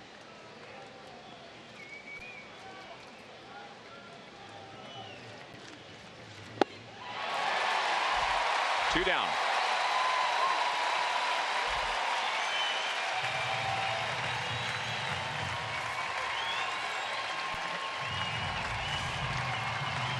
There's the yellow hammer. It's a good one. Nice bender. 12-6.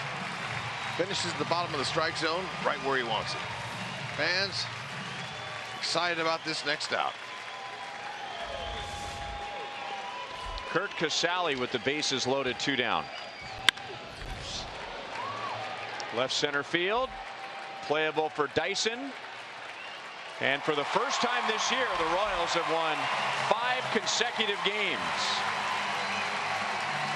And for the first time this year, the Royals are 7 games above 500.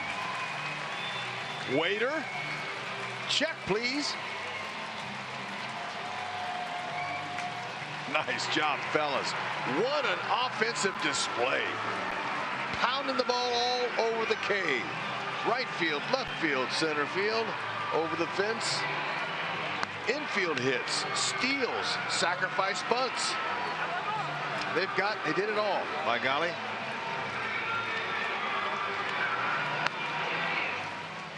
For Ned Yost, that is 497 victories as Royals manager, so just 3 away from 500 with the Royals.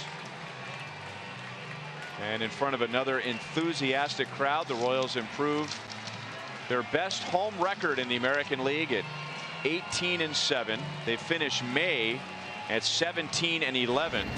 So they've had a winning month in 10 of the last 11. Oh, what a night for Drew. He earned it, and he's worked hard. Does a great job here with the sacrifice suicide squeeze. It was kind of a nice play. Eibner scored, later left the game with an injury. And then Drew got a walk in his last time up there. Stayed hot. Well, there you go. Happy 5th birthday. You got your 5th consecutive win. The Royals have now won 14 of their last 19 games. Let's go down to the field, and here's Joel. Well, a big night for Drew Butera and everyone for that matter on the offense. And before we do that, let's just... Hi, Salvi.